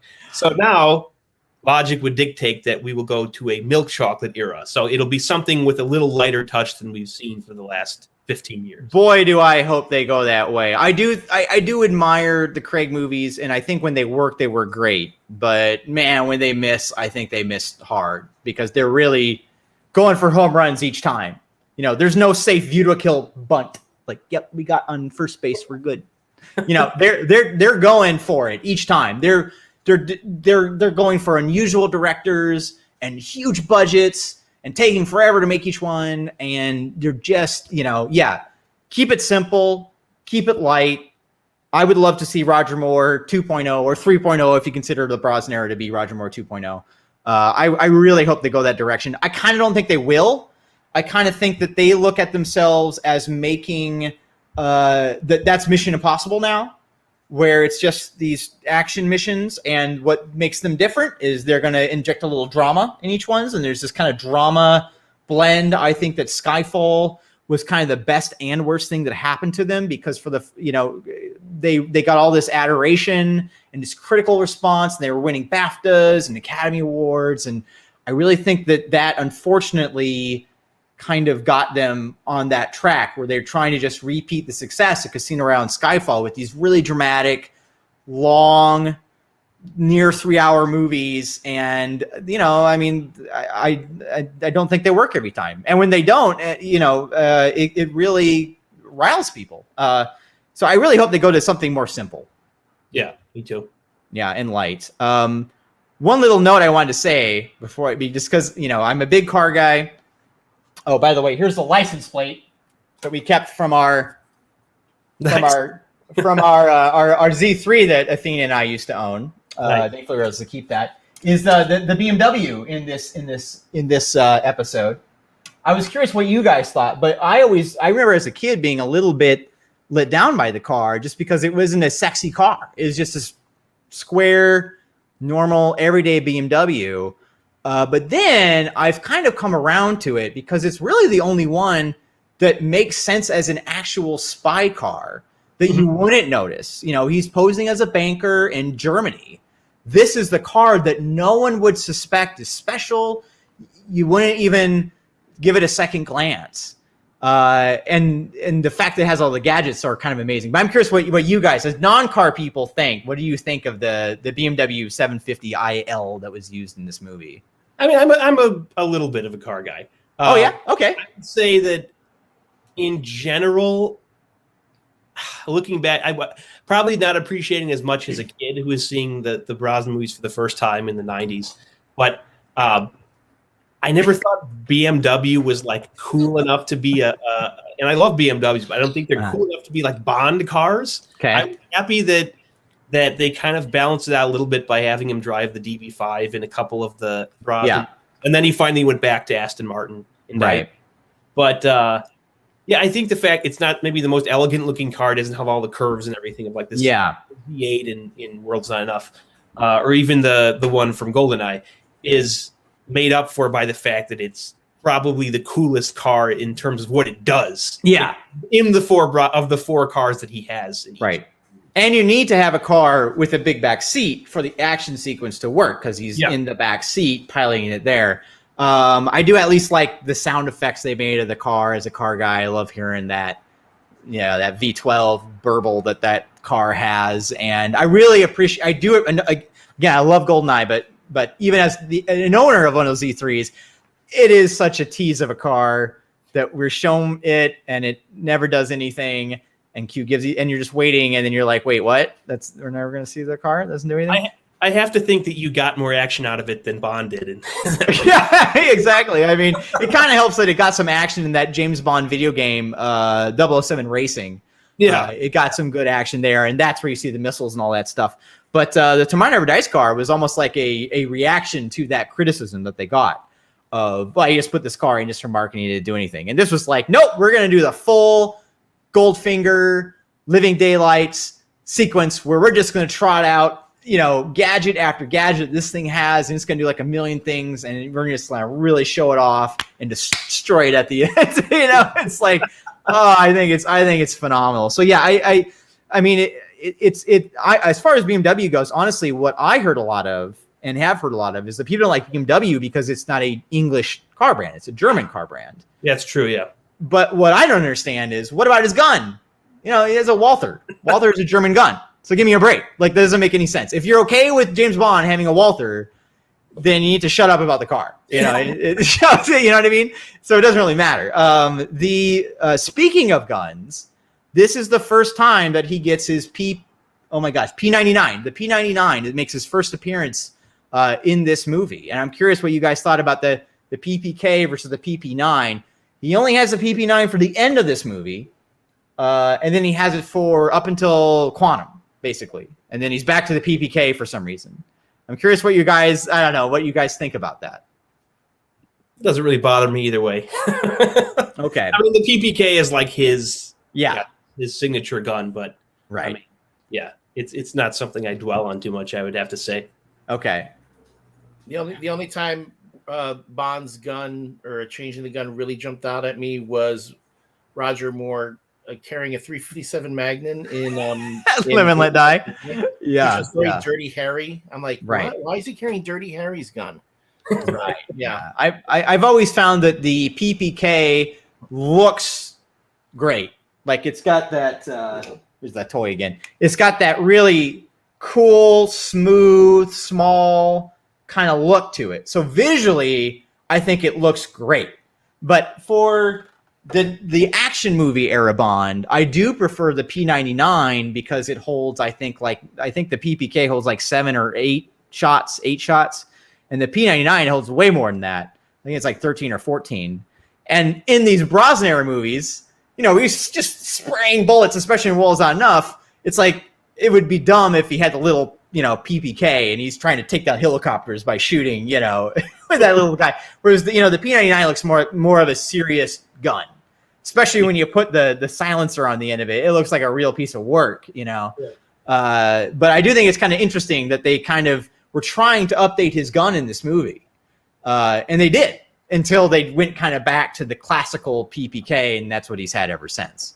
Yeah, I'm waiting for them to give him a trick gun, like Ricochet Rabbit, with trick bullets and all that kind of stuff. Right. Yeah. That would have been right at home in the Roger Moore era. Yeah. Exactly. Yeah. Bob, friend of the show and previous guest. Hey, Bob.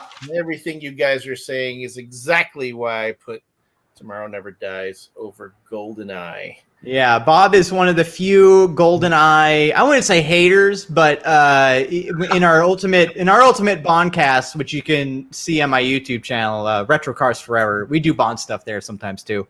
He's one of the few that brings our average ranking of GoldenEye down from the top, 5, I would say. It's kind of a little bit further down. All the rest of us, the 4 other people, we put GoldenEye in our top. 4 or 5 easily. It's not a perfect movie though. And structurally, Bob will tell you that structurally GoldenEye has that kind of weird structure where the M scene and the Q scene is in like the middle of the movie, not the beginning. This movie is much more classical. I guess I should maybe talk about the ending of the movie. The part that no one wants to talk about. This movie? This movie. Tomorrow Never Dies. To me, that's where this movie loses me. It doesn't kill it, but that fun, inventive energy that we got in the first 2/3, like I think you said, Dave, it kind of devolves to a sort of just a shoot 'em up. Let's just blow everything up. It's kind of overly violent in a weird way, with especially stabbing Stamper, and it's just kind of, it doesn't really fit for me. It just kind of, by that point, I felt so much gunfire. I just kind of check out mentally. And I don't really know why, beyond I think I'm just numb by that point. Because narratively it does what it needs to do. It doesn't tank the movie in the way that No Time to Die's ending tanked the movie for me and a lot of other fans. But it does kind of make me like, okay, like Diamonds Are Forever. It's kind of like, love the movie, last third, I'm checking out. Die Another Day, last third, I'm checking out. Spectre, great movie, last third, I'm out of here. You know what I mean? It's another one of those Bond movies where they kind of seem to run out of steam at the end of the movie. Yeah. Third act is tough. Third act to really give you the payoff of everything is a tough thing to write. And that, as you say, it speaks a lot to issues on set and with the script. Mm-hmm. I would say with this one, I agree with you, Brad. You get kind of numb to the gunfire of it all. But again, that was what was happening in films at that time. And you have television shows like the A-Team where people are flipping Jeeps and not having issues, and you had the Die Hard films. What was it? Lethal Weapon. Yeah, Lethal. But those are more like kind of the 80s. I think by the 90s, though, you are right in that the action movies did dial it up a notch. Yeah, the James Cameron movies in the 90s, there were lots of scenes of lots of gunfire, True Lies, Terminator 2, those kind of movies where they did dial up the action. I do give the Bond series credit for, I think, keeping step with that. And especially the action scenes earlier in the movie.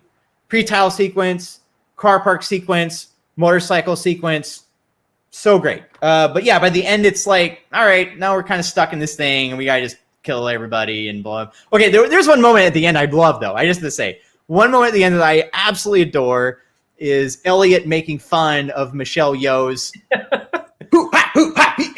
pathetic. Love that. I think that's really hilarious. I used to hate Elliott, actually. I used to think that he was kind of annoying and not physically threatening, and he talked too much and whatever. I've kind of come around to him. I do find him entertaining. He's not my favorite Bond villain. And he's yet again another Bond villain in a tunic. So he's not even like visually that interesting or different. But I kind of find him a little fun. He's kind of a little bit devilish and a little bit, spry, and the idea and the fact that he kills his own wife is like, whoa, that's like a real this is not a guy you want to mess with kind of thing. And thankfully, they keep his physical fight with Bond blissfully short.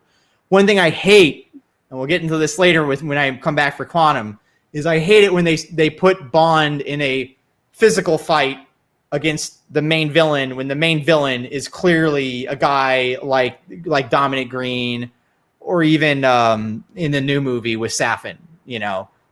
GoldenEye is great. GoldenEye is great because 006 is very much a physical threat to Bond, which is why I think that GoldenEye is one of the few Brosnan movies where I'm not checked out by the end, where I'm like on board right up to the final minute, But yeah, so that's great, and I do think that Elliott's death is great with the machine coming in, and I think that's great. But yeah, overall, I just kind of check out. It's kind of weirdly bloody. You got that weird slow-mo shit. It doesn't really do it for me too much. Yeah.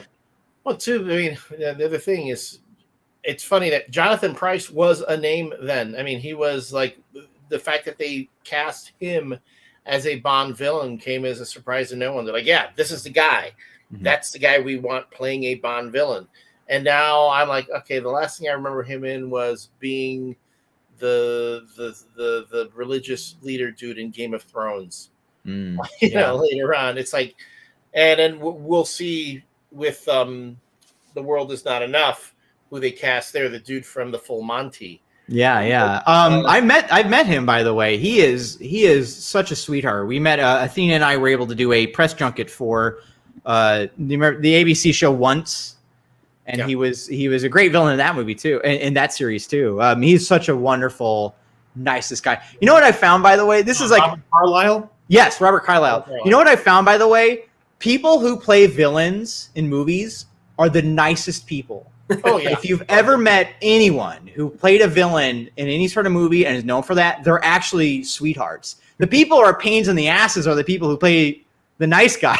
It turns out. But by the way, Anthony Hopkins was going to be the Elliot Carver part. Right.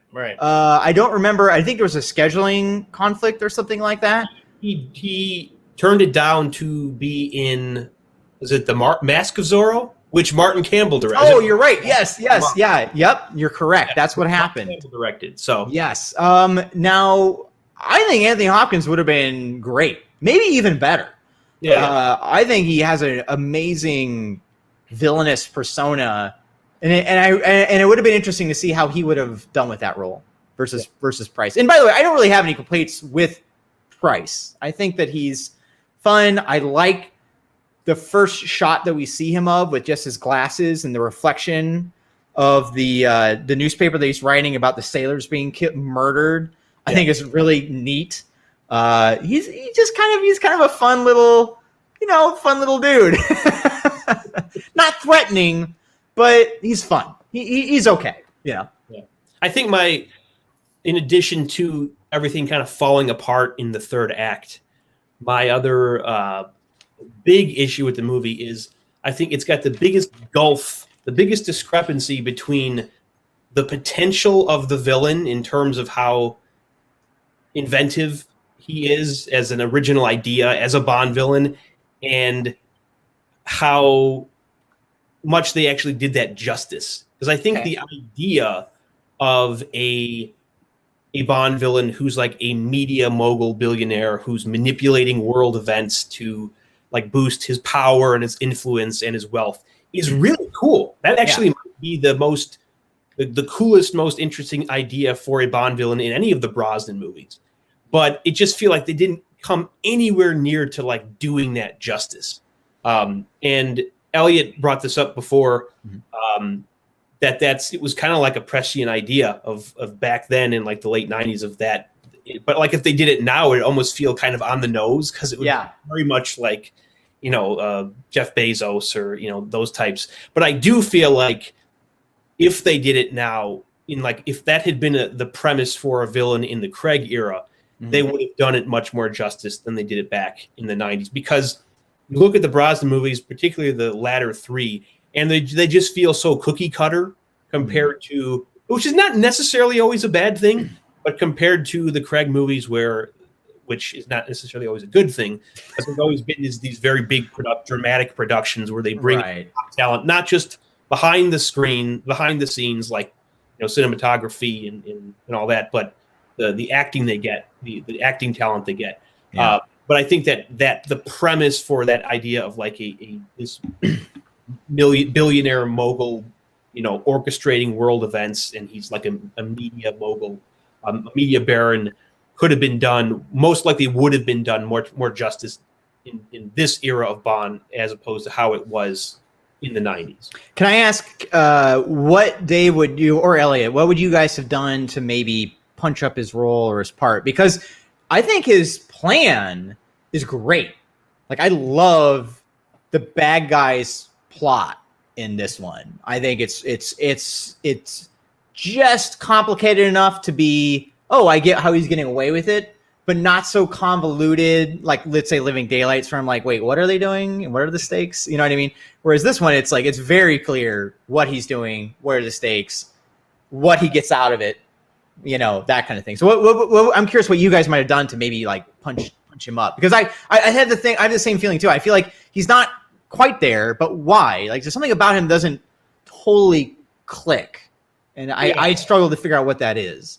Yeah, I'm not sure what it might be, because I can't help but watch it through the lens of someone living in 2020, 2021 and feeling, oh man, they could have made him more sinister and had more focused more on his plans and how he was using the media but then again, a lot of the things we have now that involve like misinformation and manipulation, like social media and stuff, they didn't back in the 90s. So I can't really, it's unfair to hold that against the movie. Right. I do think he's maybe a little bit goofier of a Bond villain, and that might be why he doesn't seem as threatening. Yeah. It might be part of it. What do you think, Elliott? Yeah, I would have pulled him back in. I would have not ham it up so much. If you're such a devious, tactician, and that all you need to do is plug in a headline here and people are going to go this way, and you're manipulating world governments. I mean, you're talking to all these people from around the world and telling them this is what's going to happen here and here and here. You don't need to telegraph it. You don't need to constantly be announcing it to everyone. Because that was the one thing that I found a little bit funny, even at that time. It's like, dude, you're showing all your cards all the time. You're pretty much announcing what you're doing. Yes, I know this is a concept that you really have to convey to the audience so that they really get what's going on. Okay. But they were overplaying it so much, and sometimes, the audience is smarter than that. They can figure these things out. You don't have to play it so, you don't have to hit that gas pedal so hard for people to get it. Right. Okay. And you know what? I would even suspect that Anthony Hopkins might have done that Like I could see him maybe reeling it in a little bit more. I feel like what you guys are wanting, and maybe I do too, because I haven't thought about it really, is that quiet puppet master that's just controlling the strings behind the scenes, and he's not out there in the public eye in the way that Elliott Carver is, and being so goofy and hamming it up in that way. Is that kind of and probably I'm saying hypothetically, if this movie were made today, made in the Craig era, that's probably more of what we would have gotten. We might have gotten Anthony Hopkins, and he probably would have been great. Playing a Bond villain, he's not so old that he can't, still pull that off. Yeah, well, I'd actually like to see that. We had the auteur Roger Spottiswoode overseeing the whole thing. So how much better could it have been? Right. Yeah. I mean, look. I don't want to even really, throw Roger Spottiswoode under the bus on this one. I think it was more his attitude towards things that rub people the wrong way. I think he does an okay job. And I don't think it was his fault they started without a script. I think it was just that it took them longer than they thought to kind of find the right direction where they're going with the story. It took them lots of false starts. And just, making a movie of this magnitude, of making if GoldenEye was maybe, let's say, a smaller mid-level movie, to make a grade A top budget movie in 2 years is really hard. It's really insane. And it is almost a shame that they didn't maybe do every 3 years doing a Brosnan movie, because I think that they would have been a little bit better. Because in general, especially with the last 3 movies, I feel like they were just like a couple rewrites away from really nailing it. And I agree with you, Dave. I think it was, if anything, it's the scripts. I don't have a problem with Brosnan. I think it's some of the scripts decisions and some of the last minute directing decisions, especially with Tamahori, who I'm not a big fan of, who did Die Another Day. So in some ways I'm fine with Spottiswoode just being not really trying to be an auteur, just kind of, except for the slow-mo crap, he's just telling a story. He's not in your face in the way that, a Mark Forster is like, look how artsy are you, Hey, he's a primetime Emmy winner, okay? Yeah. And you know what? In some ways, I think that having a TV director is what the Bond series needs. I mean, Martin Campbell was a TV director, keep the production moving, yes. Yeah, keep it moving. You gotta go, yeah. Yeah, John Glenn also, TV background. I think that really helps you, maximize every dollar.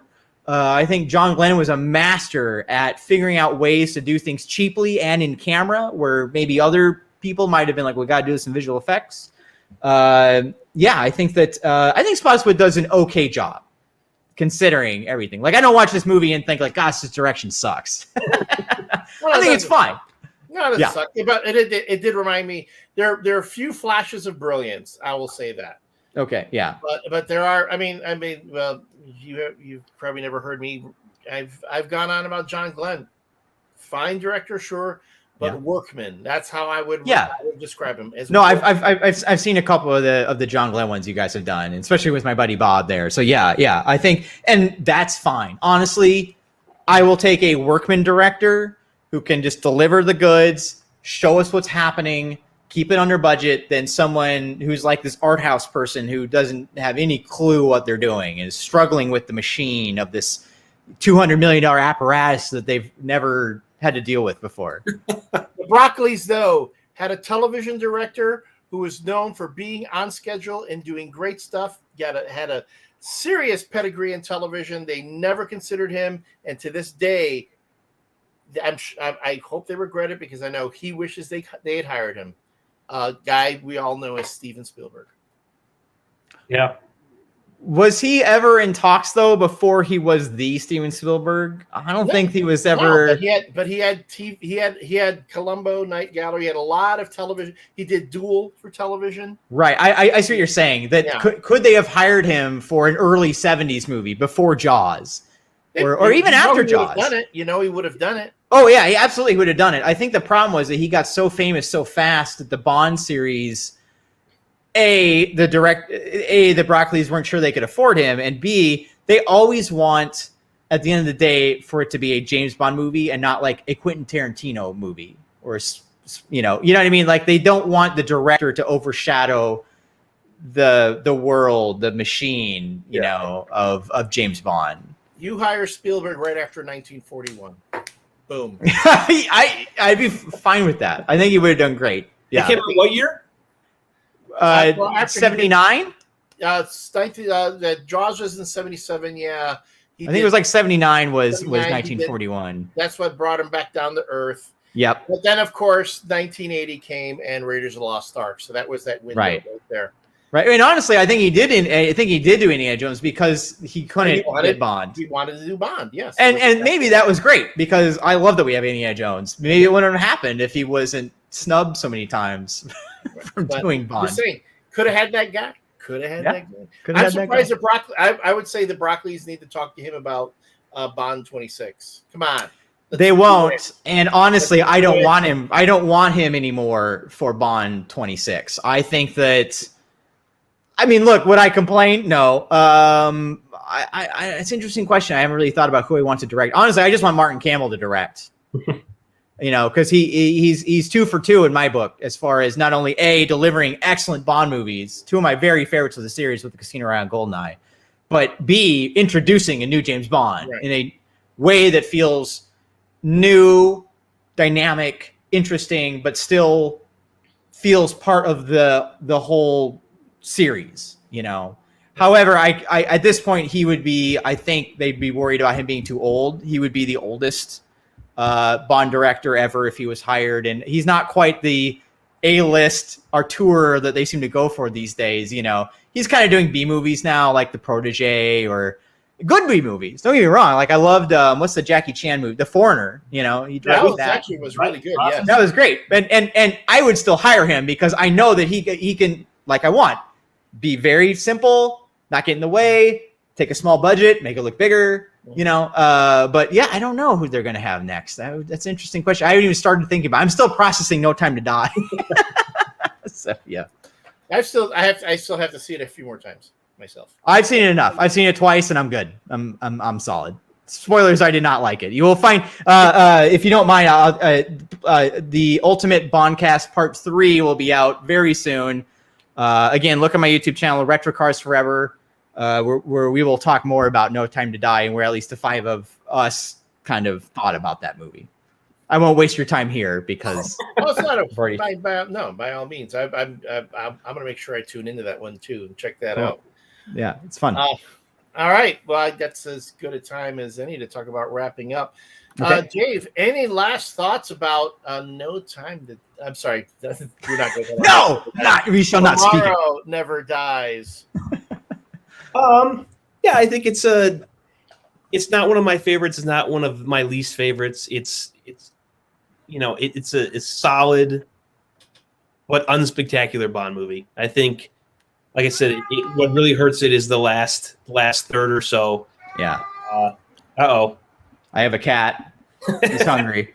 Continue, though. I have to lock my cat out of it. She'd be walking all over me during every one of them. Please continue. It falls apart in the third act. I think it's got a great potential for a plot and the idea for the villain, but it doesn't always execute on that or live up to that potential. I wouldn't say it's the worst Brosnan movie. I'll say that much. All right. Okay. Brad, you say that Tomorrow Never Dies was your first Bond film. It's what made you a Bond fan. Yes. What is the Bond film? Would Tomorrow Never Dies be the Bond film that you would use to introduce someone to the Bond franchise, or is there another one that you would use instead? No, I would introduce. I've used Casino Royale on the 2006 Casino Royale is the one that I have continually been. It's ever since that movie came out. That's my go-to. Here you go. It's a fresh slate. You don't have to know anything about the series or Bond, and you don't. It plays to everybody, even if someone is, younger and they're more used to politically correct movies. It's going to play just fine. It is aged really well. Tomorrow Never Dies still has a little bit of that, you know, kind of womanizing. It's too action heavy for what I consider to be a model James Bond movie. It's not the top just because I do think it's too crazy with the gunfire, and yeah, it's a little goofy in parts, and the ending kind of lets it down for me. And there's not that much romantic chemistry between Michelle Yeoh and Pierce Brosnan. But there's the first 2/3 of the movie are fantastic. To me, it's a now it's like I said, out of 26 movies, I put it at 11th. And you'll have to tune in to the Ultimate Bondcast to see our average ranking of where we put it. But it's, you know, for me, it's a good, solid, mid-level Bond movie. By the way, for our Ultimate Bondcast, it's not what we think is our favorite. It's what we objectively think is the best. Big difference there. Subjectively, this is easily a top 10 Bond movie for me. It will always have personal nostalgia for me for the 90s, for being my first, for how many times I watched it with friends back in the day on VHS, wearing it out. But objectively, I can see that it's, you know, it's lower objectively than it is subjectively. I know most other people aren't going to have those fuzzy personal nostalgia memories for me, which is why I rank it 11. Subjectively, it's probably like 8, 7, something like that. You know, if I turn it off after the motorcycle sequence, it's like 5. It's like 3. Like, I love it. You know, it does everything I want.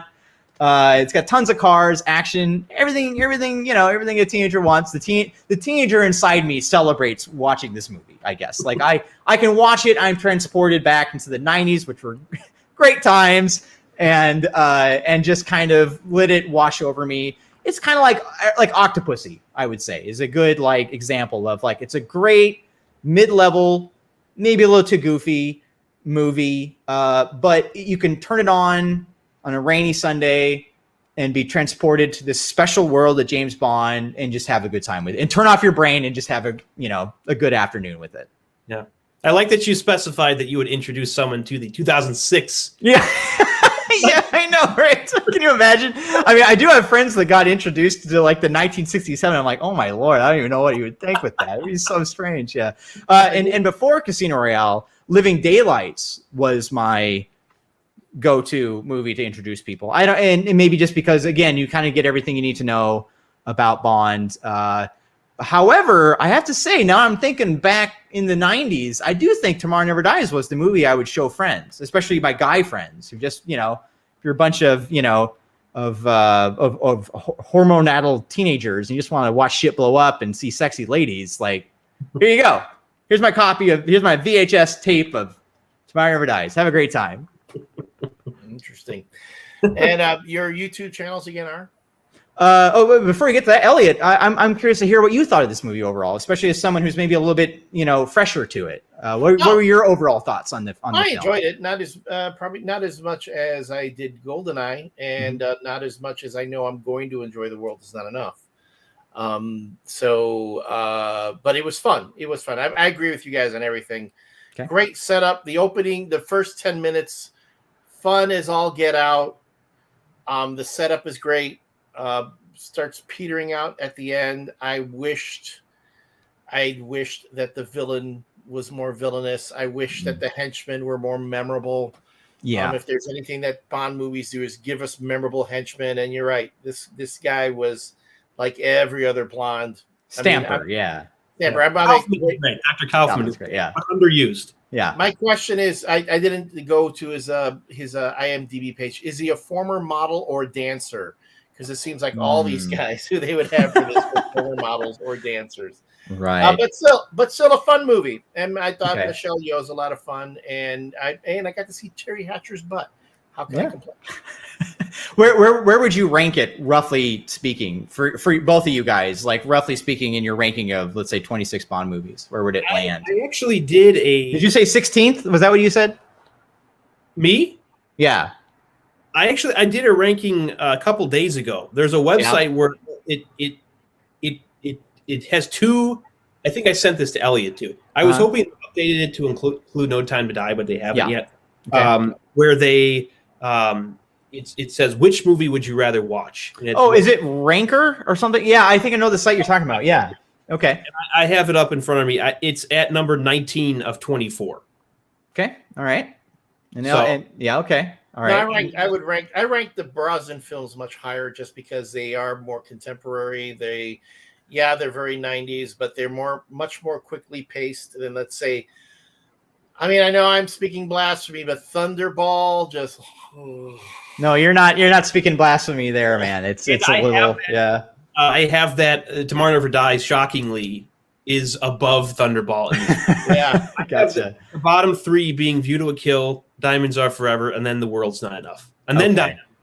Yeah. And Okay. then this one. Gotcha. Okay. And then Elliott, where would it rank? Where would Tomorrow Never Dies rank for you, roughly speaking? We won't hold you to it. Near what you're saying, like in the top 10, maybe. Yeah? Top Okay. 2, yeah. Because the Craig films did very well. The Brosnan films are very well. And I still have in my heart, I have this love for Moonraker that will never die now. Yeah. Yeah. So that Moonraker, just for the nostalgia and everything else, is going to stay up there, near the top somewhere. That's great. I love that there's this Moonraker renaissance, which I swear is just a kind of reaction to the dour Craig era. The people are now looking back to Moonraker, which used to be historically the worst Bond movie, and now people are actually seeming to appreciate it. So I'm glad to hear that. One of the things I love about Bond is, and it's something that I've found to be true about myself, especially in recent years, is that you don't have to just prefer one type of Bond over the other. I can love Casino Royale, License to Kill, No Time to Die as much as Moonraker, as much as they love me. I can love the silly Bond as much as the harder edge Bond. It's like going in an ice cream store, an ice cream shop. No one's saying you can only have dark chocolate or you can only have Tutti Frutti. Why can't I have both? It's not. Yeah. Well, Batman. There's another comparison. I've come to appreciate, especially as much as the new Batman with Robert Pattinson looks like it's going to be really cool and well made. Like, I'm honestly more excited to see Michael Keaton back as the Flash. Like, right. One of it is the nostalgia because that's the Batman I grew up with. But those movies are just the first two, and I even have a little bit of a soft spot for Batman Forever. But the first, the Tim Burton ones are just a little more fun. Yeah. And it's like, you can have the Dark Knight Returns and the heavy, the hard edge Batman, that skews more to mature audiences. But you could also have Batman 66. Batman 66, show like The Brave and the Bold, which was like love letter to the history of Batman. Right. Like the people who made that show were clearly huge fans of Batman and like the self-deprecating humor. It's like you can have both. You don't just need to have one over the other. So there is like a Moonraker renaissance, but I think it's also it's comes with this acceptance that you don't just have to be pigeonholed into liking a certain type of James Bond, a certain tone of James Bond. Yeah, I agree completely. I love and celebrate that there are so many different flavors of Bond, and if I'm in a certain mood, there's probably going to be a Bond movie for me. Yep. Yeah, that's terrific. Yeah, I agree. Okay, cool. All right, that's neat. That is very neat. Dave, are you coming to an appreciation now because of our show? Or have you always felt this way? What? I don't know. I feel this is a side of you I have not seen before. I maybe I brought it out. I don't know. This is great. Elliott, I told you from the get-go of this podcast that I love Moonraker. I mean, and that's the one that's always like maybe that and like Octopus, which is another one I absolutely love, are like the whipping boy of the series as far as just being goofy. Yeah. It's such a great score. I love that score so much. Yeah. It's great villain, great locations. That's a classic Bond movie to me, without a doubt. And it doesn't break any of the Bond rules. It follows it to the T. Oh, one little thing about Tomorrow Never Dies that we didn't even touch upon is the title song and the end title song. As much as I don't like the ending, I love that we end on that magnificent Katie Lang Surrender song. Yeah. Especially because you hear it throughout the score, and then you hear it for real. I'm actually really happy that we got this weird situation where there was kind of two title songs, and that the Sheryl Crow song came in last minute. Because I like the Sheryl Crow song too. I don't think it's as good as the Katie Lang song, which is more of a brassy, classic Shirley Bassey style belter. Yeah. But the Sheryl Crow song works perfectly fine after that insane titles, pre-title sequence. I'm fine having a kind of slower, smokier, kind of jazzy, kind of, chill out song. Yeah. Between these two crazy action sequences that happen, between it. Mm-hmm. So I actually love how it worked out. And hearing Surrender feels familiar because you've heard it interwoven throughout the score. And it fits the theme of the movie very well. And as much as I don't like the end of the movie, the final song is a nice little treat to kind of, let you out of the theater feeling kind of cool about the whole thing. And I do appreciate that. Yeah, yeah. I'm just curious as to how they're going to name the next Bond movie because they've used the term "die" so many times.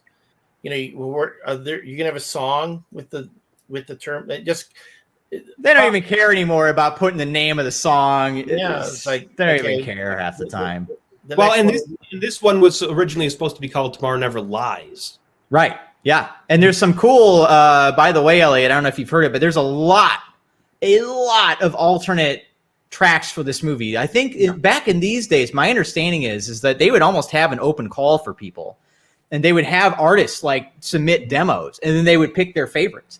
But because the ones didn't get picked, there's a huge stack. There's at least 5 alternate Tomorrow Never Dies theme songs out there that vary from absolutely crap to actually kind of interesting, like the one by Pulp that's called Tomorrow Never Lies. Yeah, that's a good one.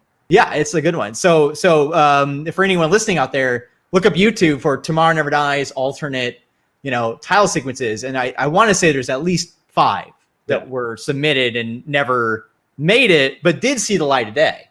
Yeah. And Pulp did a very cool cover of All Time High from which I like better than the Rita Coolidge kind of milquetoast lame. Elliott, I think the Pulp version of All Time High might actually sell you on the song. It did for me. I'm like, wow, how come it didn't sound like this instead of this kind of wet noodle of a song that we got in Octopussy? Yeah, it's arranged by David Arnold, who of course did the scores to the latter 3 Brosnans and then the first 2 Craigs, and it has this cool brassiness to it that the Rita Coolidge version is completely lacking. Yeah, and it sort of slips in the Bond theme as well, as GoldenEye does. Yeah. Well, what I will do is I will find said videos on YouTube and I will post them on the Shaken Not Heard Facebook page. So you can always check those out at facebook.com/Shaken Not Heard. Of course, thank you if you've been watching us here on Twitch TV or if you've been watching us on YouTube. I know I've got one very faithful YouTube viewer. Thank you for making Google notice us. But I know majority of our views right now are on Facebook. So thanks so much. And wow. This is I had no idea that we would be able to cover this much ground with this film. And I gotta say, Brad, you were awesome. Thanks for being on and bringing your enthusiasm for this. Thanks so much for having me. And I'm looking forward to returning for Quantum of Solace, which is a fascinating movie to talk about. And I can't wait to talk about it with you guys. The way you hit fascinating, I'm fascinated to hear what you're going to say. I get the impression you're going to have the opposite of enthusiasm for that one. Well, it's I don't want to give it too much away, but I think it is a really interesting experiment of a movie, especially considering that they really didn't have a script with that one. They really had to start again with, they're still on the 2-year schedule, and all of the I'll just say fascinating choices that they made with that movie. I can't wait to talk about. Yeah. We will talk about it. Remember, there was a writer's strike going on in the middle of it. Oh yeah. I mean, yeah, there was a lot going on with that movie behind the scenes. The fact that they even got the movie out, it's like, wow. So yeah. So I'm looking forward to having you back. I know that next week we will be talking about The World Is Not Enough. Real quick, how did The World Is Not Enough hit you as compared to the first 2 Pierce Brosnan films? World's Not Enough is one of those other really divisive movies. Like there's License to Kill, No Time to Die, and World's Not Enough that I find to be, and sometimes Moonraker, although less so these days, that I find to be the most divisive. In our Ultimate Bondcast, it's very split. My wife and I actually like World's Not Enough reasonably well. I have it at, let's see here, World's Not Enough. I have it ranked at 18th. My wife has it ranked at 13th, but then, everyone else is in their bottom. It's like you, Dave. It's in their bottom, couple. Yeah. I think it's an interesting attempt to inject drama into the Bond formula. And I don't think it quite works all the time, but I do give them credit for trying to roll back a bit from these kind of gung-ho, action-y, spraying machine gun fire, Tomorrow Never Dies, and to try to bring it a little bit more character-focused. I think it's a valid attempt at that. I don't know if it really succeeds all the time, and I don't think the director understands action or how to edit action very well, but I do think it's an interesting movie. And again, the Brosnan movies will always have a special place in my heart because those were the ones that I was growing up with, that I first became a fan with. So I can watch any of them any day and have a great time with them. Even die another day. and again, where can people see your work? So you can follow me on Instagram at Brand Hansen Media. And my YouTube channel is called Retro Cars Forever, usually talking about cars, especially cars that I like from the 80s, 90s, and 2000s. And Corvettes, but also, sometimes we'll do Bond stuff every so often. There's a lot of Bond stuff on my channel. I have a whole playlist that you can see from my homepage there. And yeah, like I said, stay tuned for the Ultimate Bondcast, which will be out pretty soon, where we see where No Time to Die ranks amongst the other 26 movies. Ooh, this I want to see. And also, again, if you want to get a copy of Trigger Mortis by Anthony Horowitz, find the episode where Dave got drunk. You'll see it. It's pretty obvious. Send us an email at shakennotheard@gmail.com. Tell us the movie we were discussing in that episode. Get it right. Guess right. I will send you a copy of Trigger Mortis for your Amazon Kindle device or app. Brad, thanks for joining us. Dave. Thank you. I hope you're still sober. Okay, yeah. There was very little liquor in this hot toddy. Oh, okay, well, it just seemed got real quiet there for a moment. I was worried. I might have to drink next time for Quantum. So, be ready. Be ready. I will send you the recipe that we're going to do that day if you'd like. Beautiful. I'd love to. That'd be great. All right. Thanks for joining us. Thanks everyone for seeing us here live. Again, catch all the archive episodes on the Facebook page, on the Twitch channel, on the YouTube page. Until next time, I'm Elliott. That's Dave. That's Brad. This has been Shaken, Not Heard, a James Bond fan cast for your ears only. Take care, everyone. Bye, guys.